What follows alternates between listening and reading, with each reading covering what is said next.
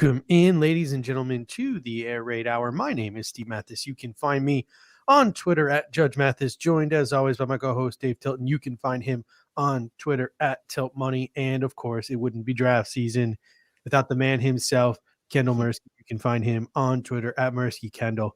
Sort of begs the question, like, do you just like sort of disintegrate like when Thanos like disintegrated half of the people in the world? Do you just disintegrate after draft season and then just sort of reapparate like some in January around the Senior Bowl? Is that something that happens? Yes, you'll see me fade away into nothingness after like the first week of May, after like all the draft takes die down. You're like recapping everything that happened with the draft. You'll reapparate the first day that NFL.com posts their first all 22 of the regular season. That's the day that you will.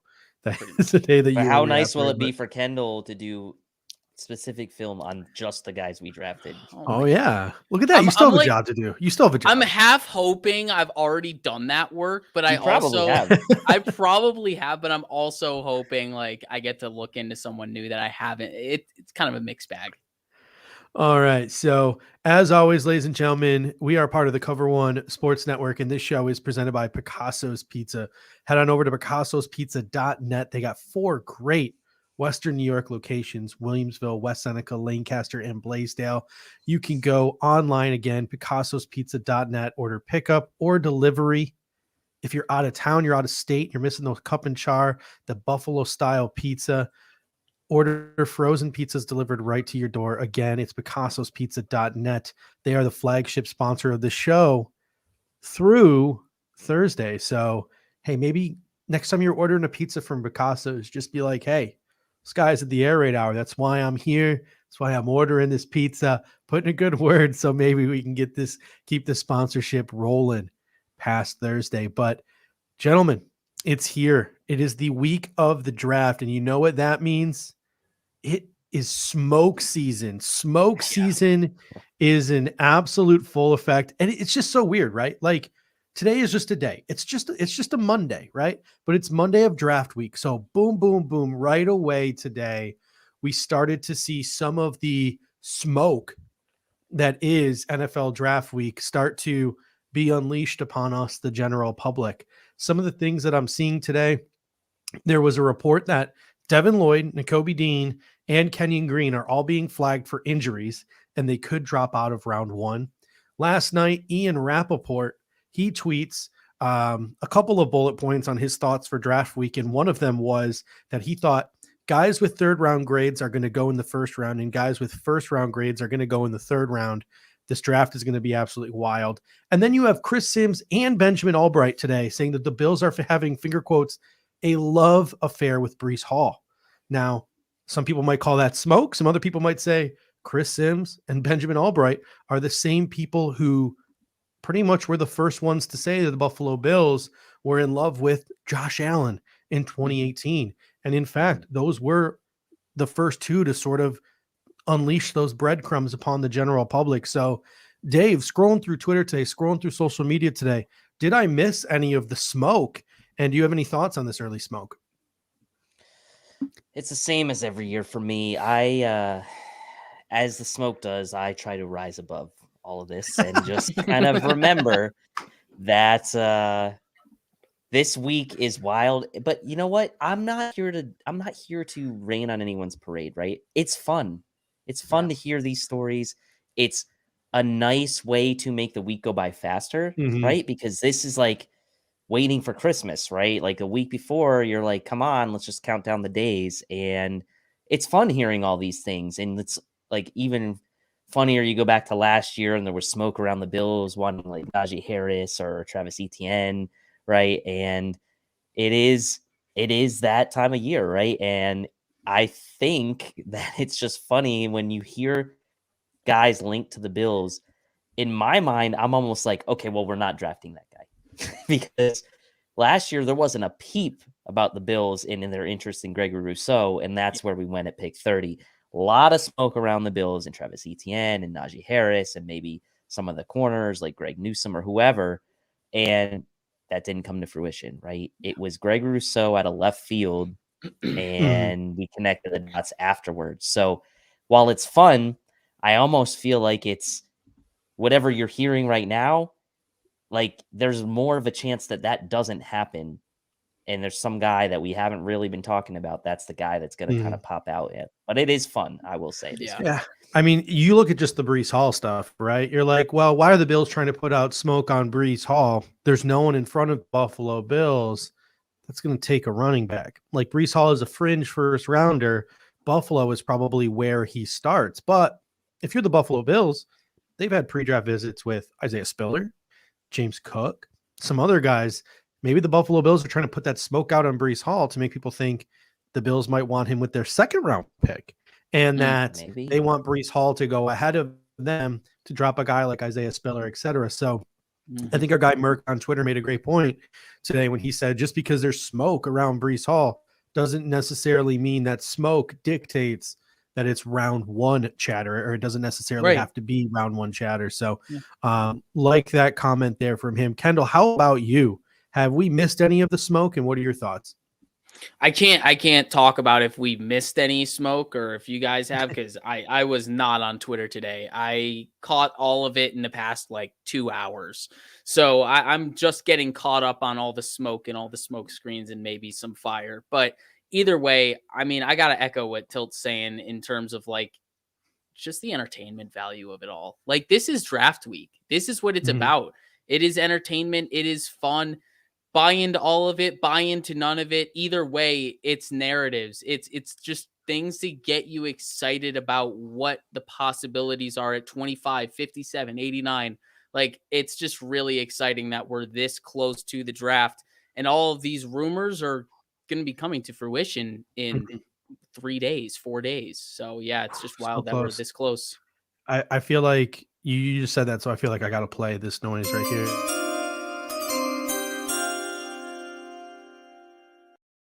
I got a shiver down my spine when I hear that noise. All right, so since we're a week away, before we get into it, I want to do a little draft week heat check with you gentlemen here, and I want to play a little game called Gun to Your Head. Not that I condone violence in any nature whatsoever, but I'm going to put a gun to both of your heads here, and I want to play a little game called Gun to Your Head. Gun to your head, and people in the comment section, feel free to get involved. I'm not pointing guns at you. I'm only pointing guns at these two. But guns to your head, trade up, down, or the Bills stay at pick number 25.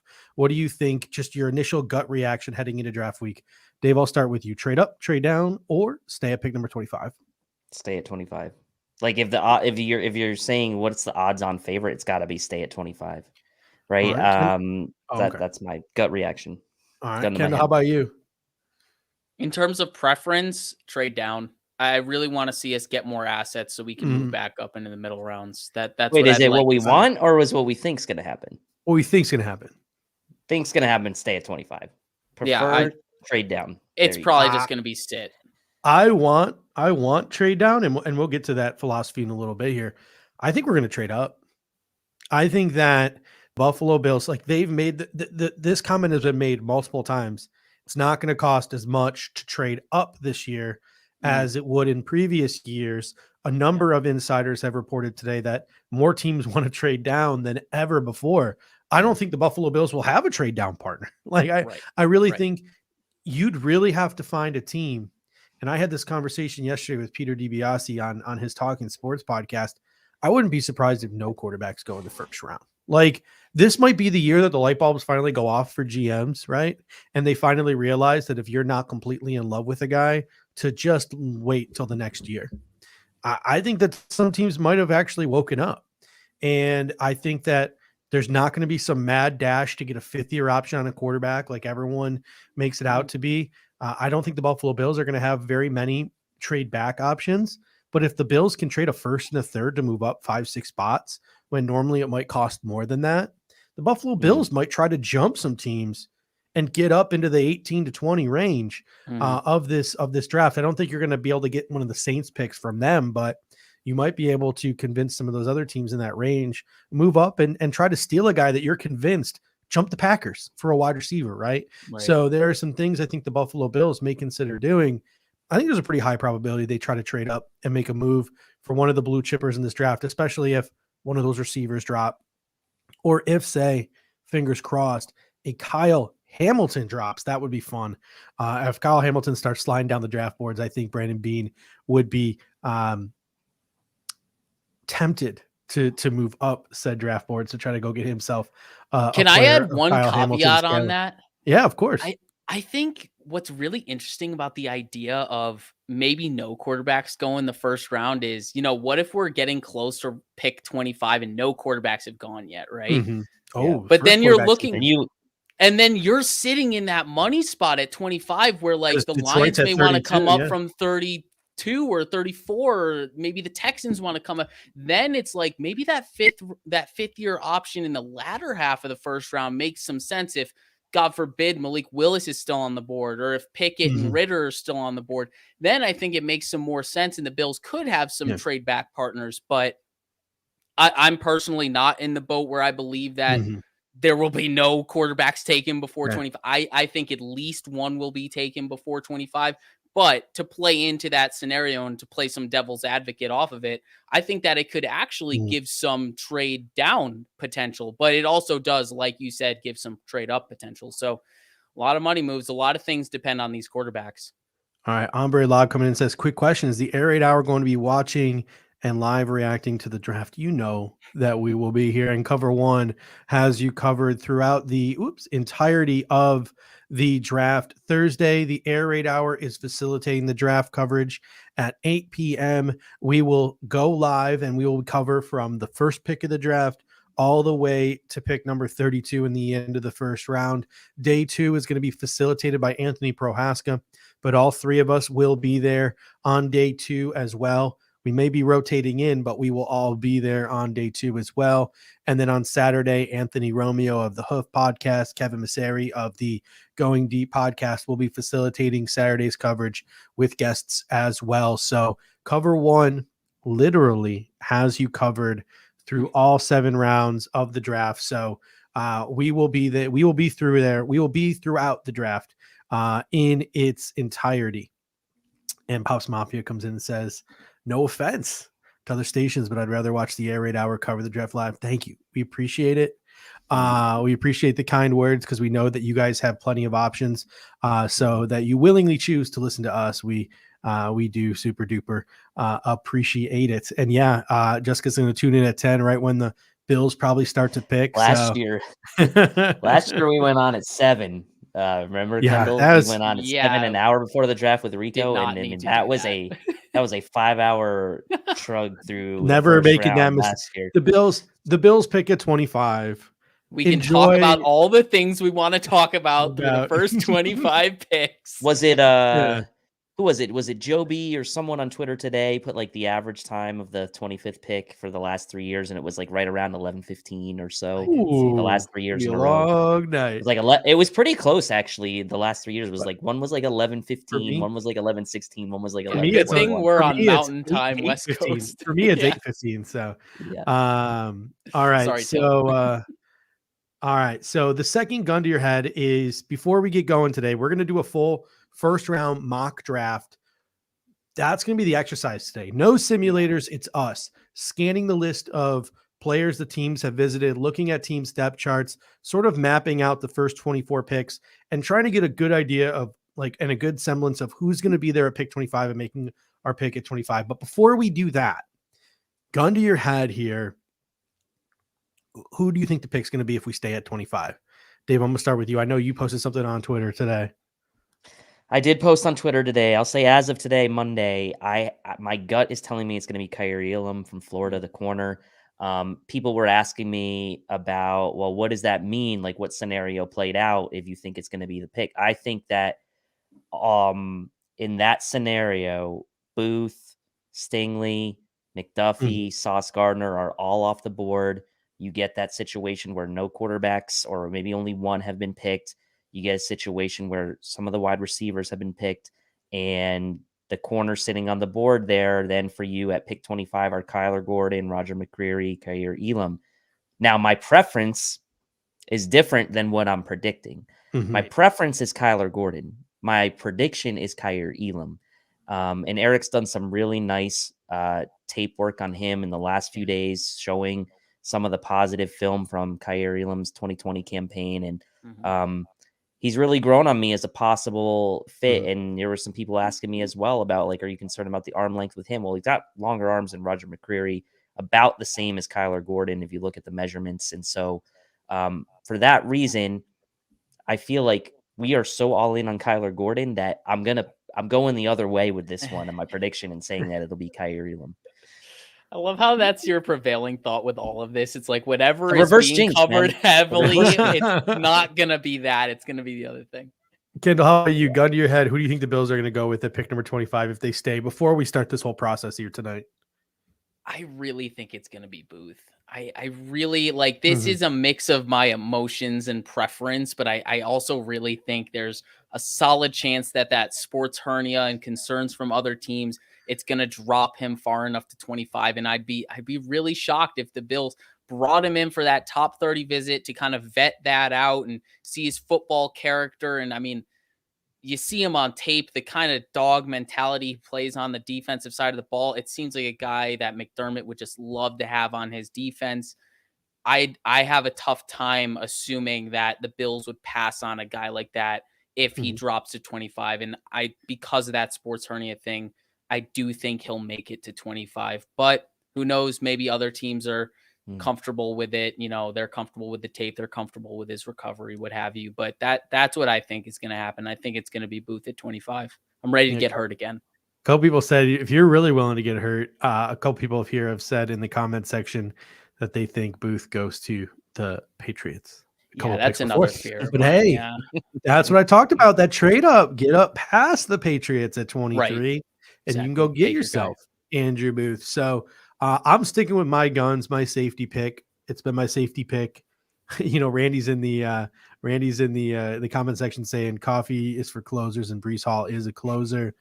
You know, I've been telling Randy since November how much I think Kyler Gordon is going to sneak in to the late first round. And sure enough, here we are in draft season, and he's sneaking into that back half of the first round where the Bills are picking. So I like the traits of Kyler Gordon. I think the Bills will see the traits of Kyler Gordon.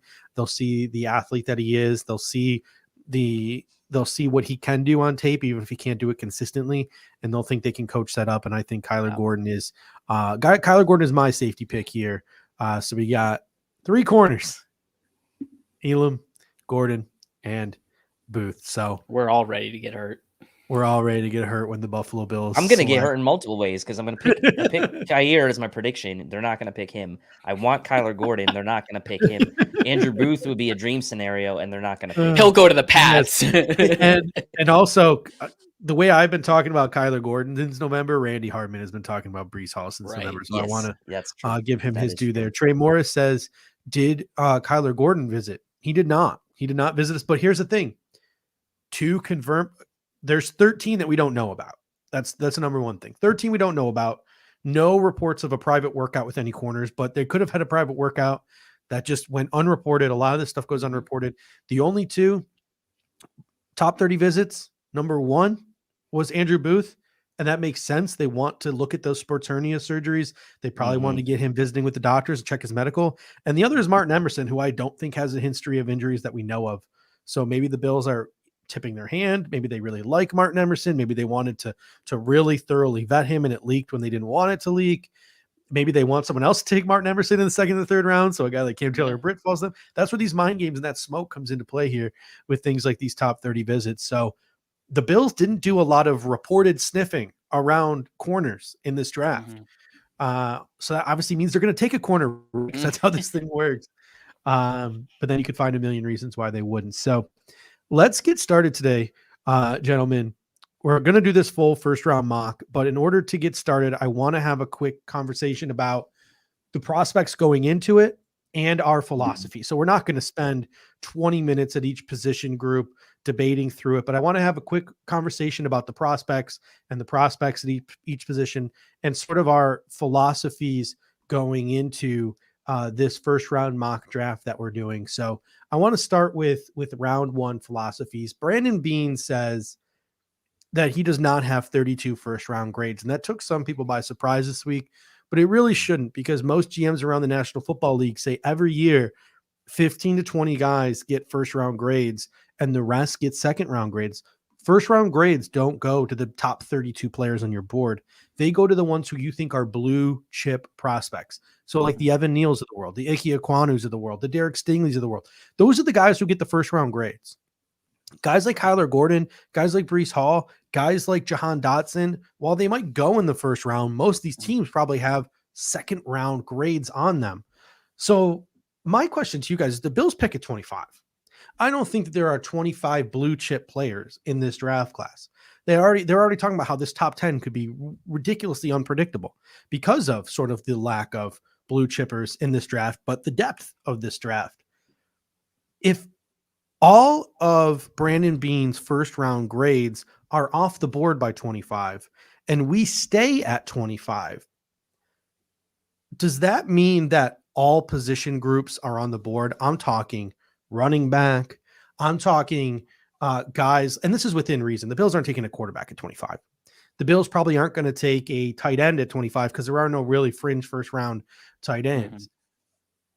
They're not going to take a punter at 25, but within reason, running back, one tech, offensive tackle.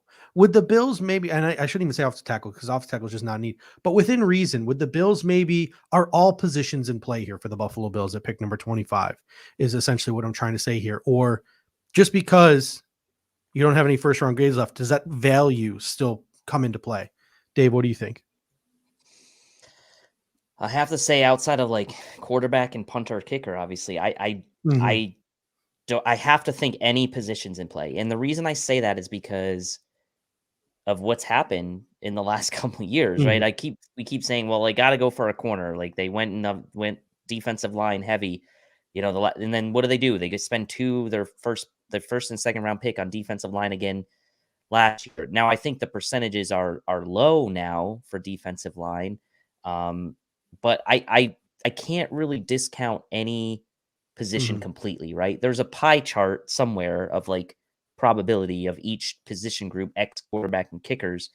And I think every position outside of those two has a slice somewhere in that pie chart. I don't think you can eliminate any one particular position because of that. Like if something weird happens and there's like some situation where I don't know, like, I mean, it's not going to happen obviously, because now there's reports that he's going to go number one overall. But like, if for some reason, like Trayvon Walker was like sitting there at 25, you're going to pick him, right? Like, I know it's not going to happen, but you are, right? So an offensive line is something that the Bills, outside of Cody Ford, haven't really invested super, super early draft capital. I know Spencer Brown last year was third rounder, but like, I could see that as well. And then corner, obviously, safety. You don't know what's going to happen with Jordan Poyer beyond 2020. So my point is, every position outside of quarterback and kicker punter has a slice in that pie somewhere. Kendall, what do you think here? Like, are you still really honing in on a value, finger quotes, value position here at pick number 25? Or is a guy like Breece Hall, a running back, or a guy like Jordan Davis, a one tech defensive tackle, if he's still on the board miraculously, or even a guy like Trevor Penning, a position that's not quite finger quotes of need, an offensive tackle? Are those type of guys in play at 25? Because you truly are looking for BPA once you get there, if you don't have any first round grades left. I think at the end of the day, yeah, Bean's going to go with BPA. He's shown it too many times. He's shown his hand too many times on that, where, whatever is there, he's going to take what his board tells him to take. He talks about it every time in every presser possible. He talks about how the board gives him his answers. So I think at the end of the day, it will be BPA. But I do think, like, personally, my caveats would be offensive, to add to yours, offensive tackle, safety, and then maybe linebacker, the least of those caveats. But like, offensive tackle, obviously, especially with the Questenberry signing to Spencer Brown last year with, I'm already blanking on his name, from Miami of Ohio. Tommy Thank you, sir. And then rules. And then the safeties, I mean, once you get past Kyle Hamilton, you kind of get to those guys who are those fringe first, second round type of characters. So is that truly BPA? And then you're also factoring in the specific positional need.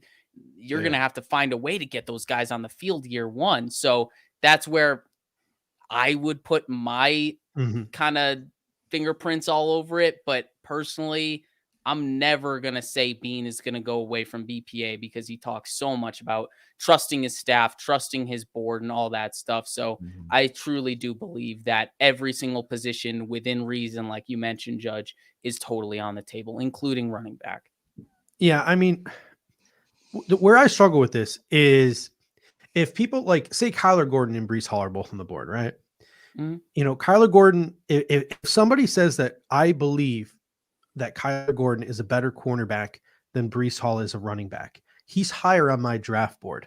And we also have a major perceived need at cornerback. I'm taking Kyler Gordon, right? Like if you, I'm fine. I'm fine with you taking Kyler Gordon over the running back Breece Hall because you think Kyler Gordon is a better football player than Breece Hall. But I've had people over the past week, month, year sit here and tell me that if they had a higher grade on Hall than they did another position, they would still take the other position. And I'm just not, I'm not down with that. Like everyone grades differently, right? But let's, for example, use a 10-point scale here. Say your grade for Breece Hall is an 8.7 out of 10, and he's the highest rated player left on your board. Your next highest rated corner is an 8.1. Your next highest grade interior offensive lineman is an 8.2. Wide receiver is a 7.7. If you're going to sit here and you're going to be like, yeah, I'm going to take my 8.2 graded interior offensive lineman or my 8.1 graded corner over my 8.7 running back because of positional value, I think you're a bad drafter. In my opinion, you're just a bad drafter because the money thing, it's an important factor, right? Money needs to be the last resort tiebreaker, not the primary decision-making tool. If you're thinking like, well, this guy is graded like 0.4 lower, which is significant when grading in drafts, lower than this running back, but like he'll be the 76th highest paid corner, whereas Breece Hall will be the 20th highest paid running back. I'm sorry, but what are we doing here? Right. So if you think there are better, you take the better player. So if Brandon Beane thinks that Breece Hall is the best player on the board and he's got it by a significantly large margin, take the running back. I think that once those first round grades go out the window, I think that you got to just take the best player available within reason. If Materazzi is a 10 out of 10 punter in your book, value meets need at some point, right? So you can't take the punter, or if the quarterback is the highest on your board, you're not going to take the quarterback. So there's got to be a little bit of reasoning to it. So, and to drive your point home too, like if you're saying, like, I'll slap some names on it, like Breece Hall is that 8.7 and Kyler Gordon is say an 8.6, then maybe you change things a little bit, right? Yeah. Like then you're starting to factor in, all right, positional value, finances, positional need, all of those things. Then it's really close. But if there's a wide enough margin, I agree. You take the better player regardless of that position, because let's face it, running back isn't our most needy position on the team, but getting a big improvement at that position could go a long way for this offense that we don't even know yet because we haven't seen the influx of talent there. All right, let's move now, and let's just, like I said, let's quickly breeze through some positions here, and let's start, since we're already here, let's start at running back. Would you guys say that there's any running back worthy? You might not think Breece Hall is worthy of a first round pick, but I think you turn on NFL Network, you turn on the Path to the Draft, right? You turn on ESPN. They're all touting Breece Hall as a fringe first-round talent. A lot of people are mocking Breece Hall to the Buffalo Bills. So in that regard, Breece Hall is in the conversation here. I haven't really seen that kind of smoke around Kenneth Walker or Isaiah Spiller or Brian Robinson Jr. So can we all sort of mutually agree that the only real running back that we think the Bills have a chance to take off the board at 25 is Breece Hall, or do we want to have a conversation about any other running back here? It's easier to just talk about one, in my opinion. All right. So my question here is sort of for Kendall, because that leaves Breece Hall. Obviously, I think that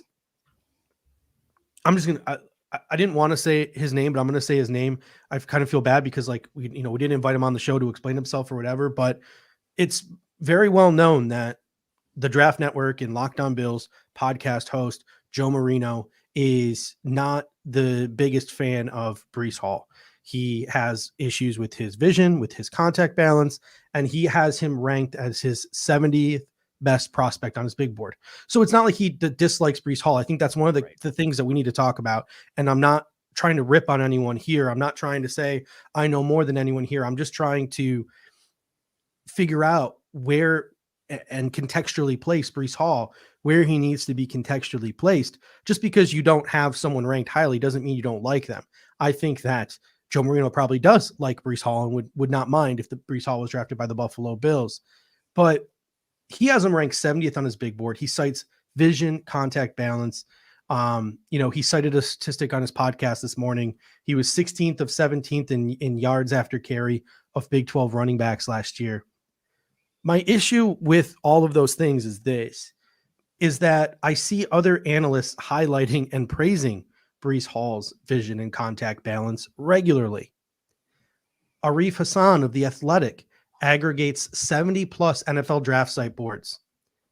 And he sort of comes up with a consensus big board by aggregating all of these boards. Breece Hall comes in 39th on that list, which is a 31 player difference from Joe's big board. So according to Arif Hassan's aggregate, he's a fringe first round talent, early second round talent. What are you seeing in Breece Hall's game relative to the vision and the contact balance? So I'll contextualize it relative to what Joe has been putting out. I have similar concerns. My concerns, at least, obviously, I don't know how far his concerns go, but from the outside looking in, I think my concerns in terms of his vision and contact balance are lesser than his concerns, but they are still there. It's the reason that Breece Hall is my RB3. I still like Breece Hall. I'd still be happy if the Bills drafted Breece Hall, but I do have concerns in that regard.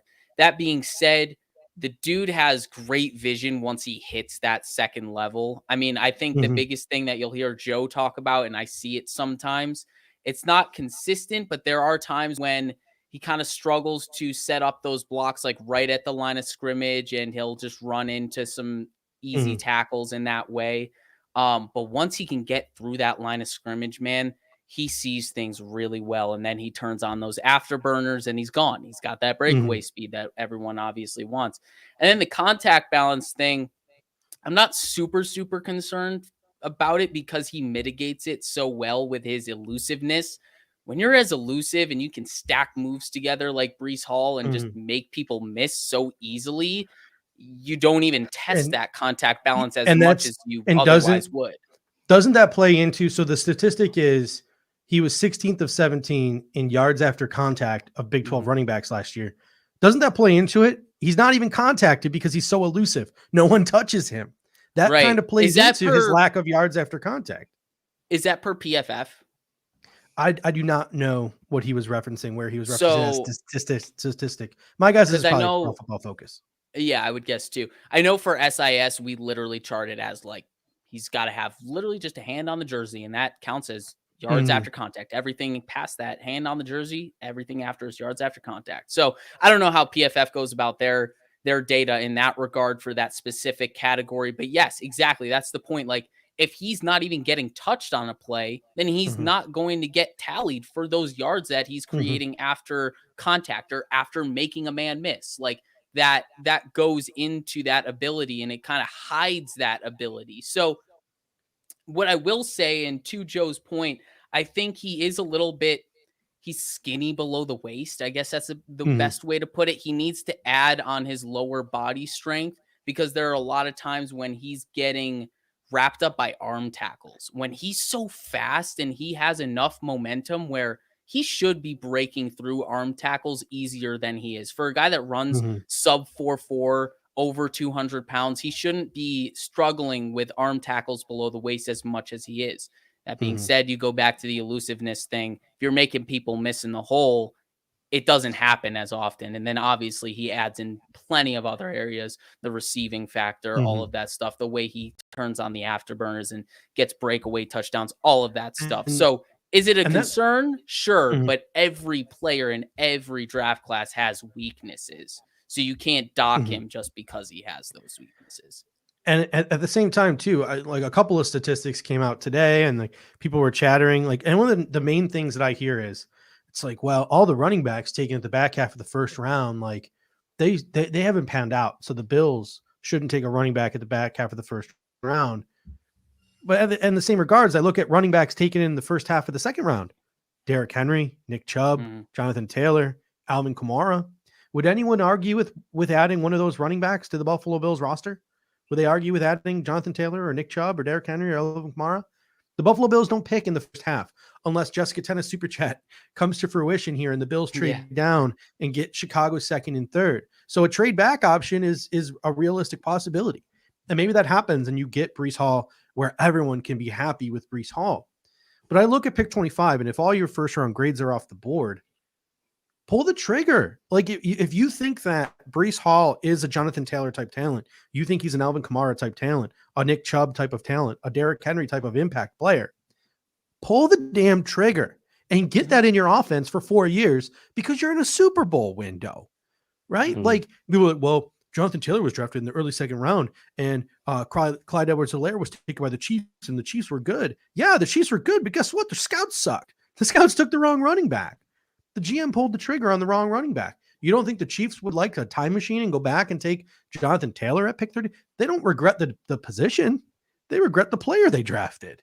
So, if you're sitting there at 25, I got no qualms with the Buffalo Bills pulling a trigger on a running back, as long as said running back. I mean, I wouldn't even mind if they pulled the trigger on Kenneth Walker, because I think he's a fringe first round talent as well. I just don't know if he fits into the Bills system, so I don't think the Bills will be interested in him. But anyway, that's my case on running backs. And let's move on here to wide receiver.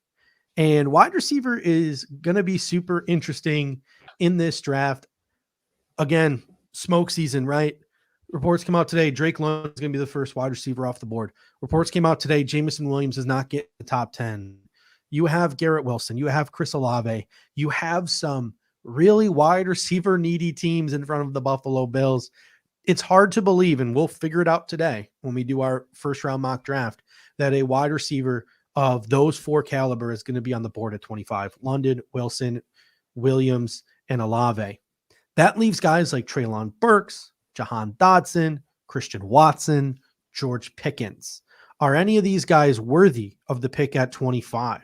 So, Dave, outside of the big four, are any of these guys worthy of the pick at 25?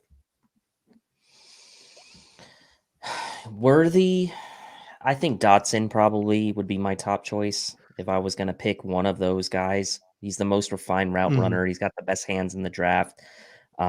He's got the production, he's got the production at against top competition. He's got he checks the majority of the boxes for me. People are going to look to his size and look at that as a detriment, but from a complete wide receiver standpoint, he to me is the most complete out of all of those, and he's also to me the least risky of all of those. So I don't necessarily want to use my first round pick on a risky type outcome, especially at receiver. And like some people will say Greg Rousseau maybe was like a little bit of a risk last year, but he still had that 1 year stellar production at Miami. So it wasn't like it was totally unwarranted, and that combined with the traits obviously gave the Bills the confidence to take him. For me, it's Dotson. I don't think I would take any of the other guys. Kendall, how about you? Is there anyone in those, those other four, the next four, Burks, Dotson, Watson, Pickens, any of those guys, like sort of in your range at 25? No, I think Dotson is my only guy that I would feel comfortable with at 25. But that being said, to play devil's advocate, I think Burks at 25 is interesting in terms of like that risk reward bet on traits kind of thing. It would be a good situation for Burks, because Burks isn't ready to just be the guy yet, even though he's got a lot of traits and fun stuff to work with. I think Buffalo would be a really good fit for him in terms of like where he would fit on the depth chart and then growing into the role that he has the trajectory to grow into. So I think it makes sense from that perspective, but I have him a spot below Dotson. So I would feel much, much, much more comfortable with drafting Dotson at 25 than Treylon Burks. But I will say, I think from a uh, franchise trajectory and player development trajectory, I think the rubber kind of meets the road with Treylon Burks and the Buffalo Bills to a sense, to a degree. But I would definitely prefer Jahan Dotson. Yeah, I have no qualms pulling the trigger on Jahan Dotson at 25 if he's available.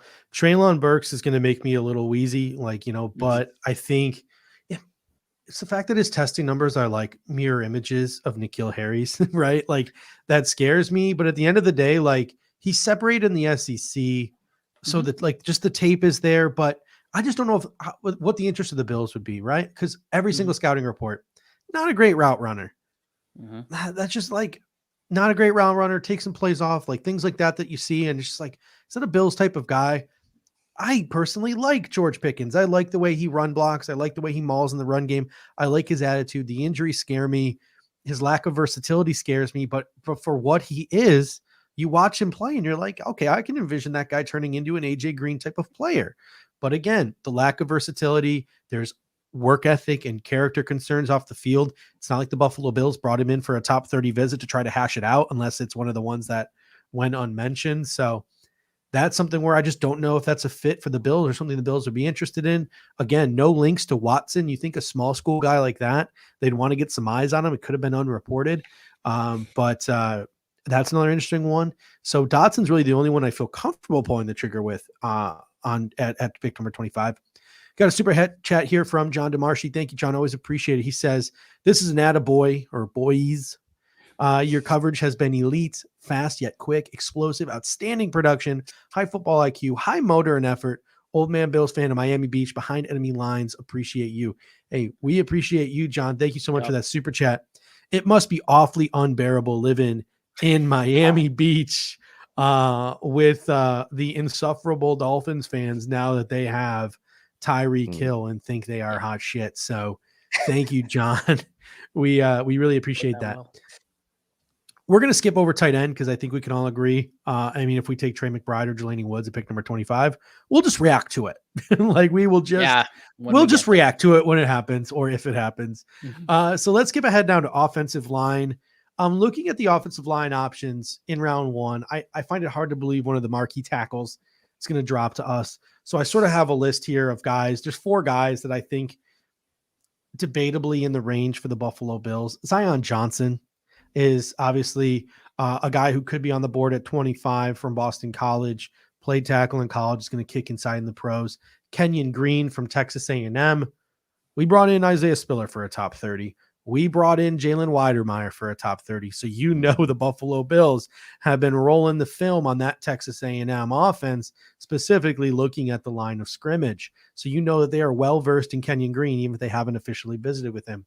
Then there's Tyler Linderbaum, which is one of the big question marks here because is he center only? Does he provide any amount of flex whatsoever and versatility? And then Trevor Penning, a guy who, you know, a lot of people love. A lot of people see Spencer Brown and Trevor Penning. A lot of people would want to kick a guy like Trevor Penning into guard if he was on the board at 25. So I'm looking at these options: Zion, Kenyon, Linderbaum, Penning. I think it's pretty well hashed out that we would feel comfortable with Zion and Kenyon at pick number 25. But would Linderbaum or Penning tickle your fancy as viable options, Dave, at pick number 25? Probably Linderbaum more so than Penning, just because of the potential for him to play guard and obviously be potentially he would be the heir apparent center to Mitch Morse. But you'd have to be really sure that he's going to play guard for you for a season or two. Penning to me would be more of a luxury pick. That's a pick that you make with essentially overpaying for insurance on Josh Allen, right? Like if something were to happen to Deion Dawkins or something were to happen to Spencer Brown, and you're not confident that Tommy Doyle can step in or Quisenberry can step in, assuming Quisenberry Mhm. and makes his way to the 53, which is no guarantee either, then you'd go for a guy like Trevor Penning and say, we're going to use a first round pick on added insurance to protect Josh Allen. Mhm. That to me seems like a bit of a stretch, but that's one of those where if like Brandon Beane has like Trevor Penning rated as his 10th rated Mhm. prospect out of the entire draft, like, would it totally shock me? No, it wouldn't shock me. But in that situation, Linderbaum would probably be my preference just because of the immediate dividend he might play as well as the future dividend he could give you. And So I was listening to a podcast, and it was Mike Renner from Pro Football Focus was talking about Trevor Penning. He's not as high on Trevor Penning. One of the statistics he threw out there, and kudos to you, James Snee, for throwing in Tyler Smith. I probably should have thrown Tyler Smith into there as well, so we can have a conversation about the Tulsa offensive tackle who could kick into guard in a moment. Trevor Penning had like 20 plus like personal foul penalties his like senior season at Northern Iowa. Like the guy's a massive hot, like you think Jerry Hughes the hothead. This dude is a hothead against small schoolers, like a quarter of his size. That's a huge concern for a guy like Trevor Penning. Like, is he going to be a risk on the football field? Can he control his emotions? So a guy like Trevor Penning is another guy you'd probably want to make sure you do your homework on. So I'm going to throw Tyler Smith into the mix as well. Kendall, for you. Sorry, Dave. I'm going to throw Tyler Smith into the mix as well if you want to talk about Tyler Smith. But Tyler Smith, Tyler Linderbaum, Trevor Penning, any of these guys sort of float your boats because we know that, Kenyon Green and Zion Johnson are sort of the safety picks that we'd all be sort of all right with at pick number 25. Yeah, that's kind of where I am though. It's like I don't really feel overly comfortable about any interior offensive lineman or any offensive lineman at 25 other than Zion Johnson and Kenyon Green. I'll echo what Tilt said about Linderbaum. I think he would probably be my favorite of those bunch because you have that heir apparent factor and hopefulness that he could play guard.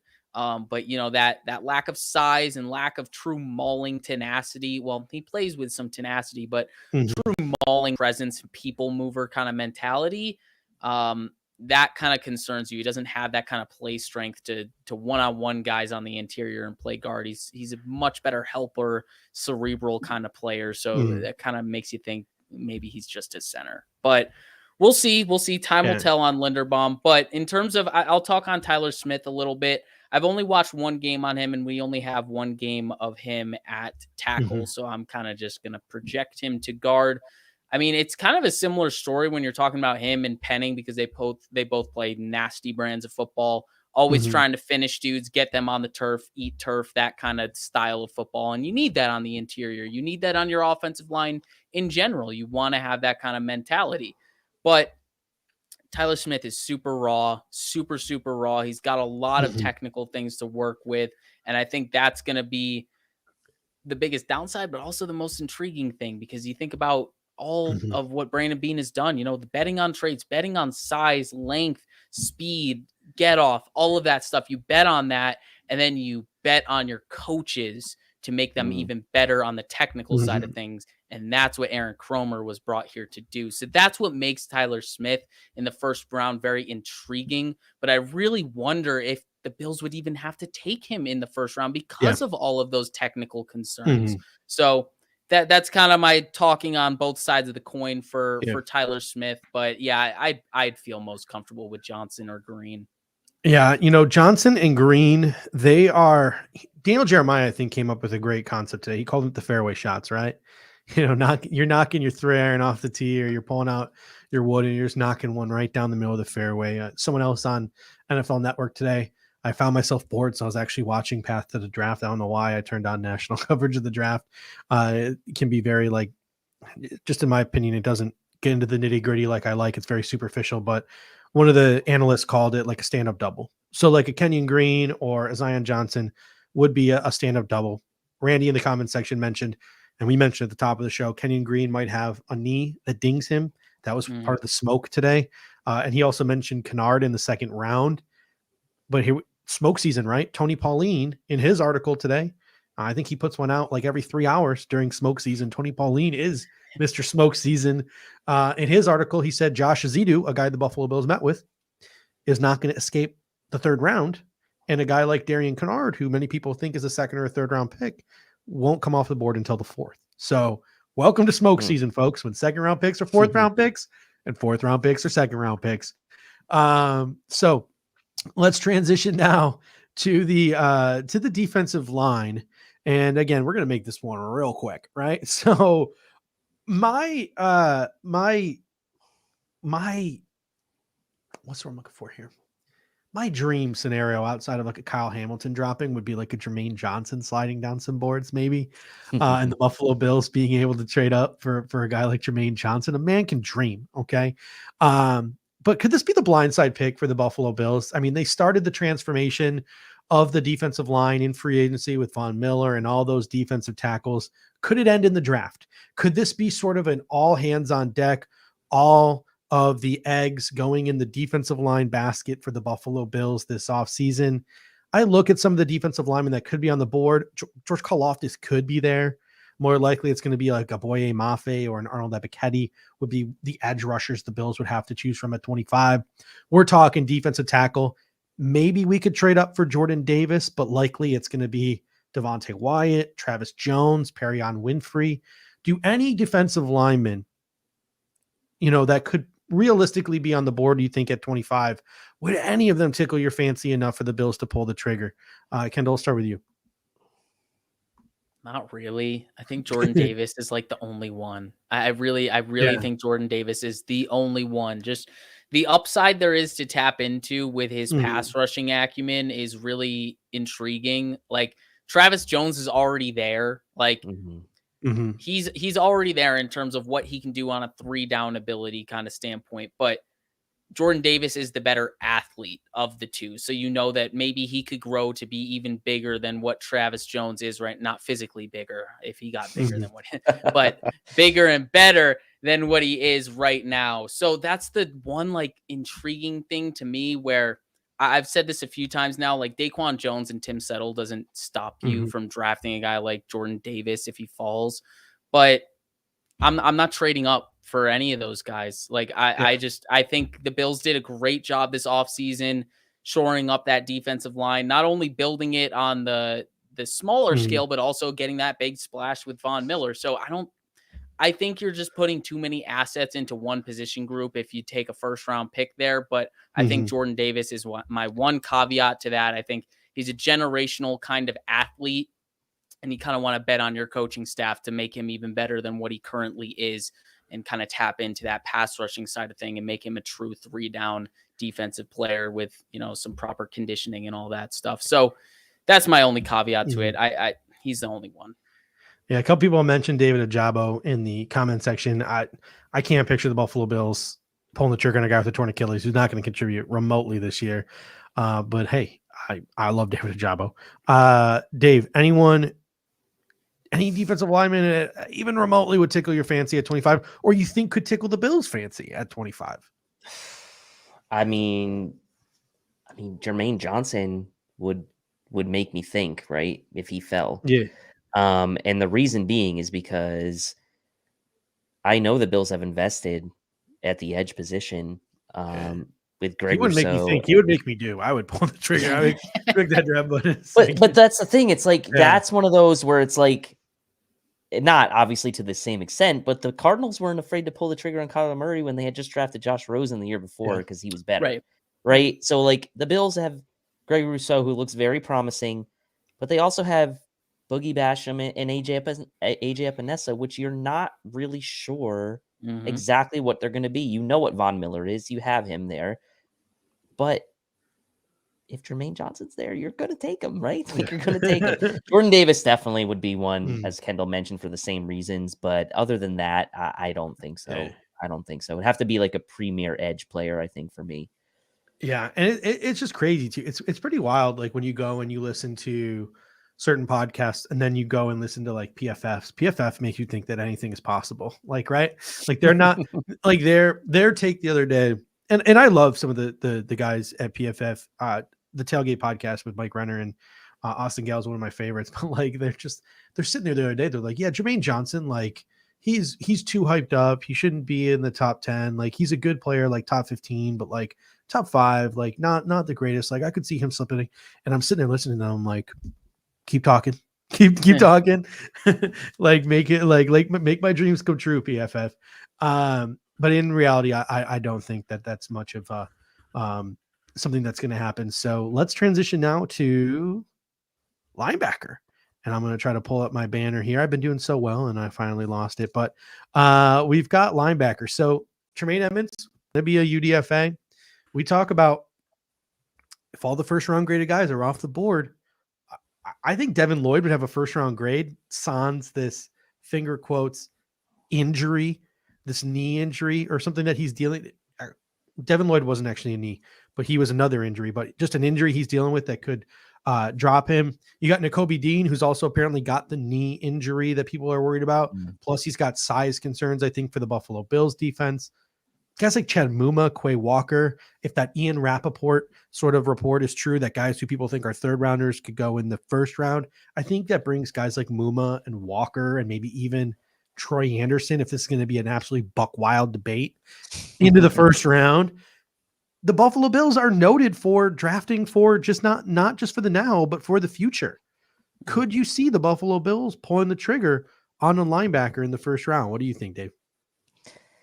Lloyd's interesting because at least from a lot of the scouting reports I've seen from people putting online and some of the clips of him, it seems like he not only brings you the possibility of kind of being your Mike linebacker, but he does give you some pass rush pop as well on top of that, which to me is like very intriguing. And I know Kendall's going to say the same thing about Quay, but the fact is that Lloyd is a freak athlete too, right? And if you think if you're the Bills and you think that Devin Lloyd is a guy that has a higher ceiling than Tremaine Edmonds, when you drafted Tremaine Edmonds, by the way, in the middle of the first round, who's still very young and has the incredible combination of athleticism and size, then that would probably be the only player I would consider at that position. But you are really going to have to be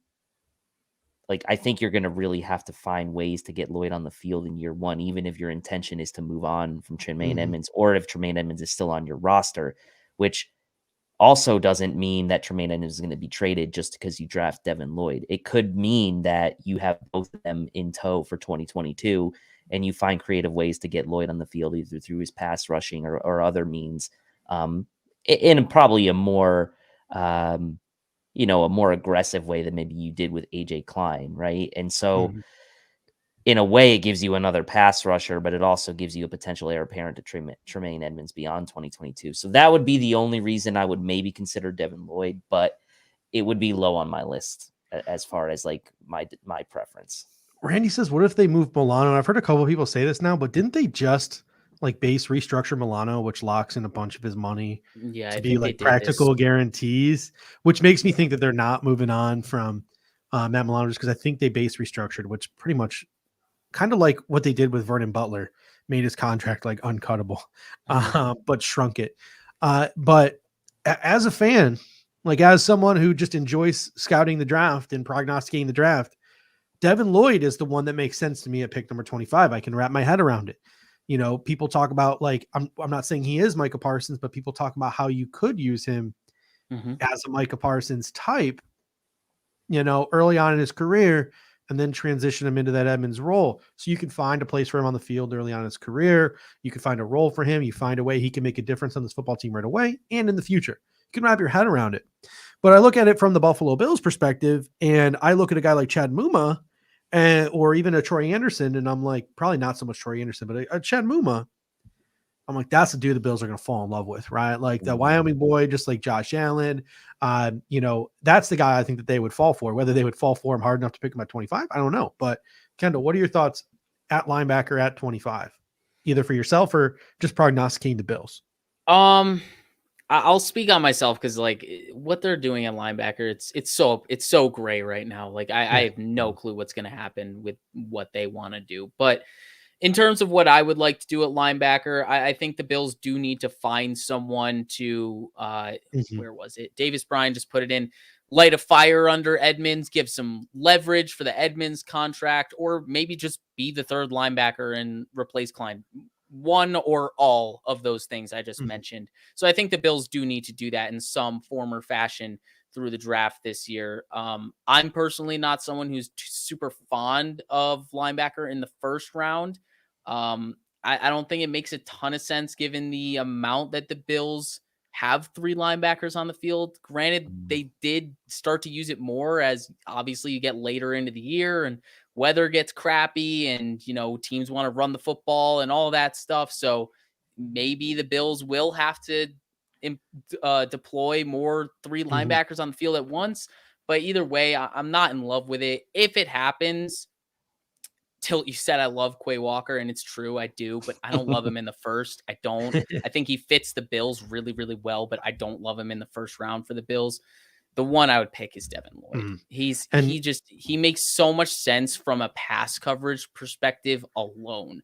I just scouted Greg Dulcich like 3 days ago, and Devin Lloyd was jumping all of his routes. Like the way he pattern matches in zone is just next level. He is so disciplined with his eyes, keeping the quarterback in his line of vision, also making sure to check and turn his head and check on the route, knowing when to kind of like sell the bite on the route, but he's really there and he just bites right back on the he's really good in coverage. And then on top of that, Tilt talked about his pass rushing acumen. That's just something that you can tap into where it's like, hey, if you want to tweak the scheme a little bit, maybe blitz your linebackers a little bit more. Devin Lloyd's someone where you could do that. You could add a little bit more to this defense by adding Devin Lloyd some little twists, some spices into this defense. So if there's one, it's Devin Lloyd for me. And Dave Arizzi comes in and says they are drafting Muma in the second. There's a couple caveats to this. I don't think Chad Muma makes it to 57. I think my biggest fear right now is the Patriots are going to nab Devin Lloyd at 23. Right, replace Dante Hightower, add a little bit of speed to that defense. My biggest fear is Devin Lloyd going to the Patriots. I think he could be a real game changer for that defense. Yeah, he fits well. But if that injury concern is real with Devin Lloyd, I immediately envision a guy like Chad Muma being in play as early as 23. If that Ian Rappaport tweet is anything remotely true, there's any remote truth to it, I think a guy like Chad Muma, the way he has risen up boards this pre-draft process, could certainly be in play for the Patriots as early as 23. So it wouldn't shock me. It would not shock me one bit. All right. The cornerback debate. I think this one's pretty simple, right? Like Sauce Stingley, pipe dreams. Andrew Booth Jr., it's the injury thing. If he's there at 25, he's probably there at 25 because the injuries were concerning to the 24 teams in front of us. And it's going to be up to the Bills team doctors to give you that sort of thumbs up, whether he's a good pick to take at 25 or not. So it'll be the Bills probably trusting their doctors more than the guys ahead of them trusting their doctors. Then you have Trent McDuffie and his T-Rex arms. And those are the big four. And Booth with the injury and McDuffie with the short arms, they come with some valid concerns or some things that would give us pause to prognosticating the Bills taking them at pick number 25. Kyler Gordon, Kaiir Elam, Tariq Woolen. Am I missing anyone else of the 3 guys maybe who could? Roger McCreary. 4 guys here, right? Who I think realistically someone could pull the trigger on in the first round. I don't think you're going to find anyone else who is going to pick another corner outside of those 4. Chances that Booth and or McDuffie, whatever, are on the board. Percentage chance those guys are on the board and the Bills go with a different corner at 25. Kyler Gordon over Booth and McDuffie. Kaiir Elam over Booth and McDuffie. What do you think the chances of those things happening are? Dave, what do you think? Kaiir Elam over Booth. Man. Well, I would say the chances are probably higher than we think, just because it seems so obvious that they would take those guys. But it seemed kind of obvious last year that maybe they were going to take Asante Samuel or that they were going to take Greg Newsome, although I don't think Greg Newsome was available. Yeah, he got picked. But in any case, I think I think that it would be unwise for us to assume that they would just take one of those guys over a Kaiir Elam or over a Kyler Gordon just because they're perceived to be higher ranked on most people's boards, right? And we know the Bills have not been afraid to go with their board. A lot of people like Joe Tryon last year, and Bills went ahead and took Gregory Rousseau, right? I mean, Joe Tryon seemed to be a perfect fit for us on paper. Yeah, I like and they went ahead and took Rousseau, right? And Joe Tryon was consensusly ranked higher in most draft sites than Gregory Rousseau when they went ahead and they took him Rousseau anyway. So that's why I keep coming back to Elam as my prediction. Like, I could see them taking Elam over McDuffie, right? Because of the arms. Yeah. I could see them, maybe not so much Booth, but like, to me, I could definitely see them taking Elam or Gordon over McDuffie. Although Gordon's arms aren't exactly that long either. But yeah. So, Kendall, how about you? Do you? Someone just put in the comment section just mentioned. I don't think it's a coincidence that Kaiir Gordon was invited to the draft.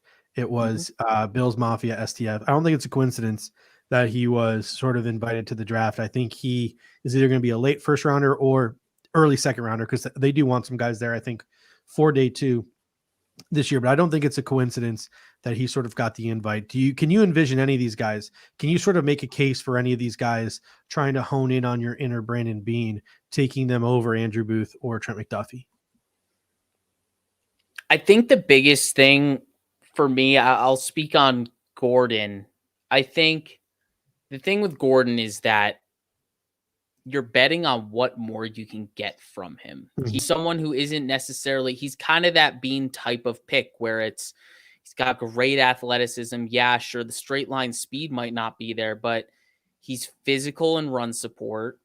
He's fast enough to recover if he gets beat. He's got 31-inch arms. He has some experience in zone, but he's really fluid in man, and you can see that athleticism. So what more could you get from a guy like this if you coach him up in the system, within the system, to be a good zone, eye discipline type of corner, and then you get that downhill trigger with his run defense? There's a lot of intrigue there, and beyond that, while there's risk with where his floor may be, there's risk with Trent McDuffie's arms. There's risk with Andrew Booth's sports hernia surgery.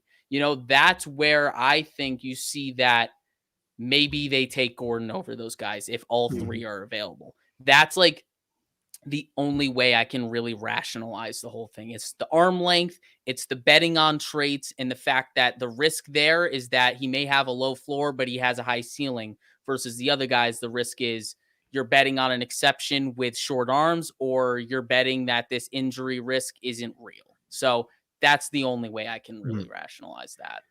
All right. So last position here is the safety group.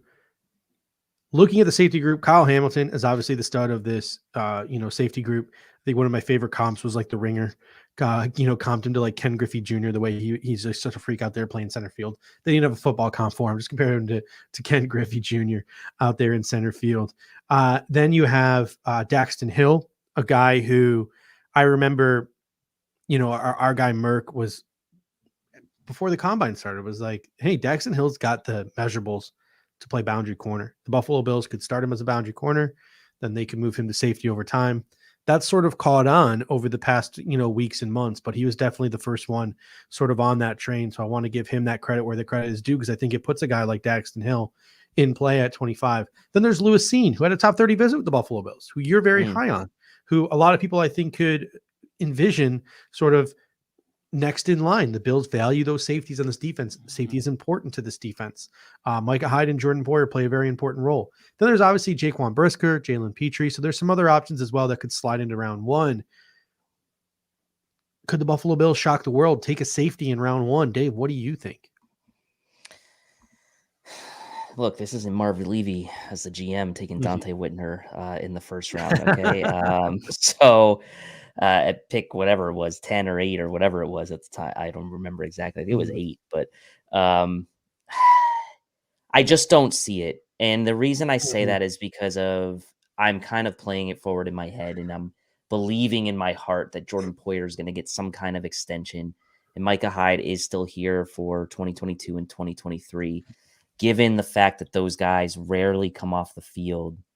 And you are in the middle of trying to win this Super Bowl now, or you just got Daquan Jones on a 2-year deal. You just got Tim Settle on a short-term deal.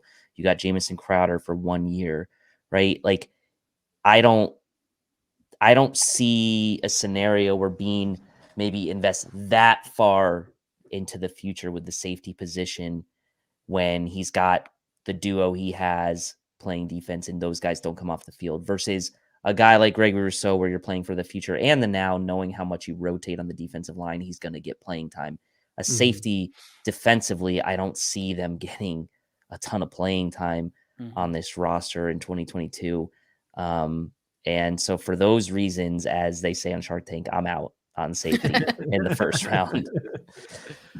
Yeah, a guy like Dax Hill, someone said, I thought he's a slot corner. 72% of his snaps came out of the slot last year at Michigan. So he does play everywhere, but it seemed like a majority of his were at the slot. So if we didn't have Teron Johnson, like Dax Hill would be like the go-to pick at 25. Questions about whether he actually can transition to the boundary, even though he has the measurables to play it. Is his long-term projection as a safety or a nickel corner? I think there's too many questions around Dax Hill. I haven't heard any smoke regarding the Bills and Dax Hill. Again, it doesn't mean everything in the world, but you think by Lewis Cine and Kyle Hamilton get smoke and not Dax Hill. So I'm sort of out on safety as well, even though I love the top 5 safeties in this class. I love every single one of them. I can just envision all of them in Buffalo Bills uniforms in one way, shape, form, or another. But Kendall, I don't know. Anyone would tempt you at 25 here? Jaquan Brisker does not get enough love on the show because we sort of just have glossed over him week in, week again. But I mean, quality safety out of Penn State there. I wish I could speak on him. I just haven't put enough work into safeties because my gut is telling me that they're just not going to take one until day 3. That's what my gut is telling me. So I'm just going to wait to see who they pick if they take one, and then I'll do the film work later. I've really only dove into, who's it, Cine, Kirby Joseph, and Nick Cross. And then I watched Brian Cook because I was paid to watch. Then I was, just because I was paid to watch every snap of Cincinnati this past year. So that's like the only safeties I know. I mean, look, if they do it, whatever, I'll get behind it. Future, find a way to get that chess piece on the field. Like you said with Dax Hill, like I've only watched one game actually on Dax Hill, and there is some intrigue there in terms of the versatility. Like I saw a few snaps of him playing boundary corner, but it's usually against heavy sets when there's only one wide receiver on the field. So like he's just a really versatile guy, and that projection to boundary corner it's a steep climb. That's a steep hill. That's a steep projection. So I'm not comfortable doing that. That being said, I really, really like the player. I just don't know if it makes sense for the Bills at 25. That's just kind of where I come out on it. But yeah, either way, I don't want safety at 25. And this is another thing. Someone said it, like, you have to manage the locker room. Taking a safety at 25 is not a good way to manage that locker room. It makes sense from a roster construction standpoint. And I understand that people don't like Jordan. A large number of people, not everybody, but a large number of people don't like Jordan Poyer's wife and the way she voices her opinion on social media. Twitter would be an absolute cesspool if the Buffalo Bills took a safety at 25. Jordan Poyer and Micah Hyde, there are two more respected players in that locker room. Spot on, Kendall. It would be an issue. No matter how much culture you have built up, no matter how much respect and trust you could fix it. You could fix it. But there will be some scars, and there will be some damage control that you have to do within your locker room if you don't play your cards right and take that and take that safety at 25. Aaron Rodgers type damage control. That's what it would turn into. All right, gentlemen. So it is that time now. So Dave, you're going to pull up the TDN simulator here. And what we're going to do in the back half of the show, and if you're listening in audio form on, Apple, Spotify, Google Podcasts, the Alexa, wherever you're listening, you are just tuning into the Air Raid Hour now, because I am 100% splitting this live cast into 2 podcasts. One podcast is what we just talked about.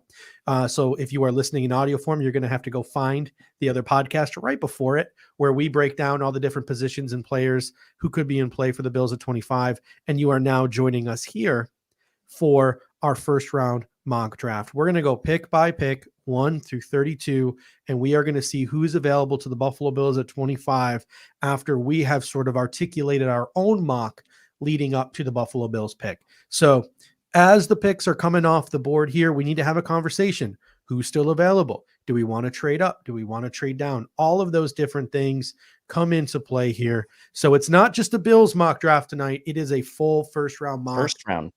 That we are going to work our way. I thought we were doing 7 rounds, guys. What? I thought we were doing a full 7-round mock draft tonight. We'll take this right into leading up to draft coverage on Thursday night.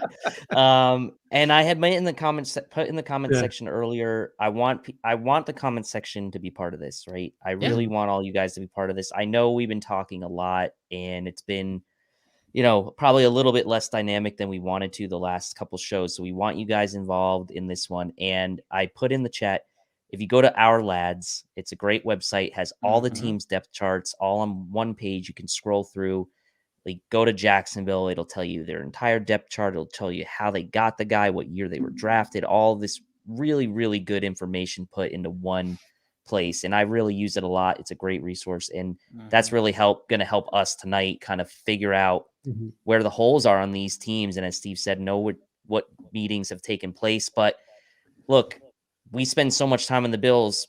We're going to be doing some sort of on-the-fly analysis here of some of these teams' depth charts to kind of figure out where we think they could go on top of what we've seen from the smoke season this week. So let's get it started here with Jacksonville at number 1. Yeah. So there are 3 options here, and this pick is going to be absolutely wild. So the first option is the home run, right? You have Aiden Hutchinson. This is a team, the Jacksonville Jaguars, who over the past couple of years have made some mistakes on draft day. There are some busts on the resume. And Aiden Hutchinson is the surefire, no complaints from anybody, first round pick. But you also have a GM in Trent Baalke, who's quite frankly inept, who came from San Francisco, where he worked with Jim Harbaugh, and they did not leave on good terms. And Jim Harbaugh is now the coach at Michigan. And there are some people prognosticating that the feud between Trent Baalke and Jim Harbaugh will keep the Jacksonville Jaguars from taking Aiden Hutchinson. So Aiden Hutchinson, if he's not an option there, it then shifts to Trayvon Walker, who is sort of more of a projection than production type of edge rusher. And thrown into the fray today, apparently the favorite prospect for head coach Doug Peterson is Ike Ekwonu, because he always built his teams in Philadelphia around the offensive line. So you have a GM who wants Trayvon Walker, you have an owner who wants Aiden Hutchinson, and you have a head coach who apparently wants Ike Ekwonu. Things seem like they are going splendidly in Jacksonville. Yeah, and this is where Jacksonville is probably going to pull a Jacksonville move here, and I think they're going to swing hard for the highest ceiling guy here, and I do think they're going to swing for Trayvon Walker. I really do, just based on the smoke season we're hearing and knowing that maybe he's got a little bit more upside than Aiden Hutchinson. The other thing here is they've already invested draft capital in Josh Allen and K'Lavon Chase on, right? So it's what are you really doing here if you're Jacksonville going for another edge? But it's clearly another projection edge too, because the 2 guys they took were projections. So that's why, if it was me, what is it? Cam Robinson is here on the franchise tag. Yeah. I don't think they've signed him. I would take Icky for a long-term deal. They just signed him, yeah. Oh, they did. Not long, okay, but it's not long-term, like you said. And then they got Jawan Taylor on the right side, who's been kind of a bust since. And Walker Little too. They drafted that move in the second round. Yeah. So if it was me, I'd continue to invest in that offensive line. But again. All right. So what do we think Jacksonville will do? Let's make a move here. Dave's vote is Trayvon Walker. Kendall, what is your vote here? My vote is Evan Neal, but yeah, that's the thing. We're just gonna be here for too long if we're not in consensus. So I truly think they will go offensive tackle. 2 out of the 3 need to. You think they're gonna go offensive tackle? Nick Watkins says owner wants Hutch. The GM not gonna go against the owner. That's where the paychecks come from. My vote is Hutch. I think I kind of might trade. I'm going to change my I'm gonna change. And David Arizi says, "Stop it, guys. Aiden Hutchinson will be." Let's go with Hutch. I think we I'm go fine with with Hutch that. All here. right, I'm fine with let's that. go with Hutch. Let's go. We're with going Hutch. So Hutch. Hutch is off the board. Shad Khan wins again, but he doesn't really win because his team sucks. So we have Aiden Hutchinson off the board. Pick number 2 here to Detroit is interesting. Obviously, a guy like Aiden Hutchinson would have been the home run. Looking up the Lions pre-draft visits. So here are the guys that the Lions who could be in play here that they have talking to. They've had Nakobe Dean in for a private workout. Too early for Nakobe Dean. Sauce Gardner has come in for a private workout in Cincinnati. Kyle Hamilton has come in for a private workout in Cincinnati. Aiden Hutchinson, private workout. Jermaine Johnson, private workout. Kenny Pickett, private workout. Derek Stingley, private workout. Kayvon Thibodeau, private workout. Trayvon Walker, private workout. Malik Willis, combine and private workout. To me, it's down to Malik Willis, Trayvon Walker, and Derek Stingley. Where are your guys' heads at here? I think it's been popular to see Malik Willis get picked here, but I don't see it personally. I don't think they'll do it either.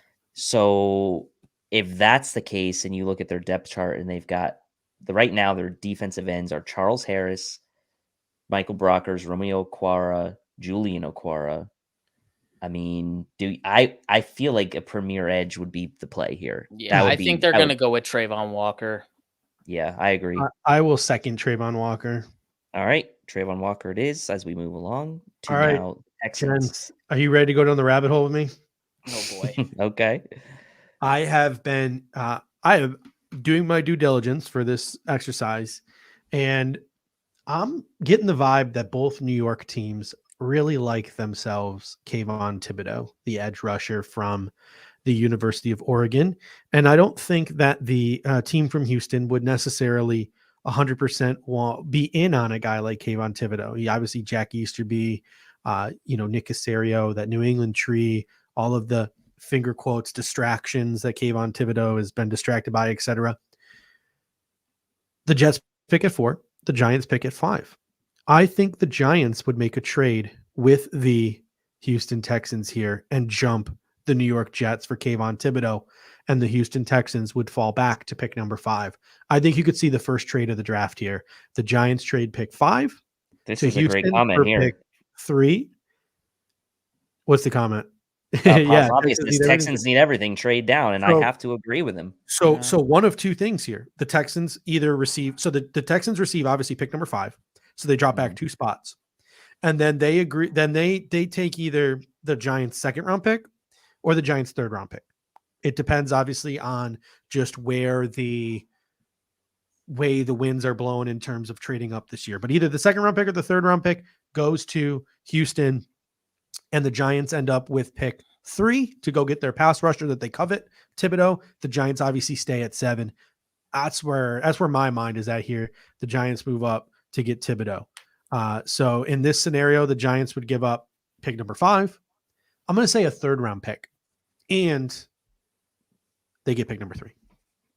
The one thing I would add is that they need some help in the secondary. They just lost. I would take Stingley here. Yeah, like they I think just they're going lost, to take Stingley. I think they're going to take Stingley, but I think they they're just going to lost take 5. Justin Reed, right? They just lost Justin Reed at safety to the Chiefs, and then their starting corners right now are Steven Nelson and Desmond King. Yeah. Those aren't exactly like hang your hat on type of guys. You can get them at 5, right? But I feel like the Jets are going to take one of the 2 corners. You don't know which one, though. You'd rather have your pick of the litter. And I think they could absolutely go ahead and take Kyle Hamilton here if they really wanted to. Obviously, positional value begs to differ, but I think they would stick and take a corner, but I do understand where you're coming from with this trade. I do. But with the Giants, if you're the Giants, is that like, okay, after Thibodeau, right? It's Jermaine Johnson, right? Is probably the next guy.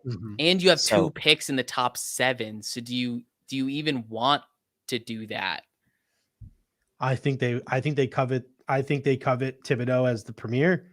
Again, that's just the tea leaves that I'm reading. And sort of the hunch that I have, but It's up to you guys. I think it's a very minimal trade to project here. It's not a big time deal. No, but I think it's agree. a deal that you could see here. I agree. I mean, Sort of shakes if our the mock a little bit. if the Texans could squeeze that second out of the Giants, I think they would do it. No pre-draft visit for Jermaine Johnson and the New York Giants, by the way. Okay. I mean, I'm fine doing the trade if we want to mix it up. I'm also fine doing it. I don't think it really changes much in terms of what's going to fall to the Bills either. So let's try to make this a little realistic. I think they would try to squeeze a second out of the Giants. So then they would probably have to give up like a fourth to make that work. So like 3 and a fourth for 5 and a second. Yeah. I don't know. Add like a seventh or something, just something to make it happen. If you do the trade from the Texans' perspective to the Giants, it makes it easier, typically. Or from the Giants' perspective. If you flip the perspectives, it makes it easier. If it's one-sided towards the other. I don't know if the Texans proposing. The Texans are on the clock, though. You can just go back to the previous and pick the first team and the second team. Oh, I see what you're saying. So do this instead? What you're saying? Mm-hmm. Flip it. So the team who's making the finger. You have to unclick the Giants on the bottom so you can click them on the top. All right, let me just. Why is it not?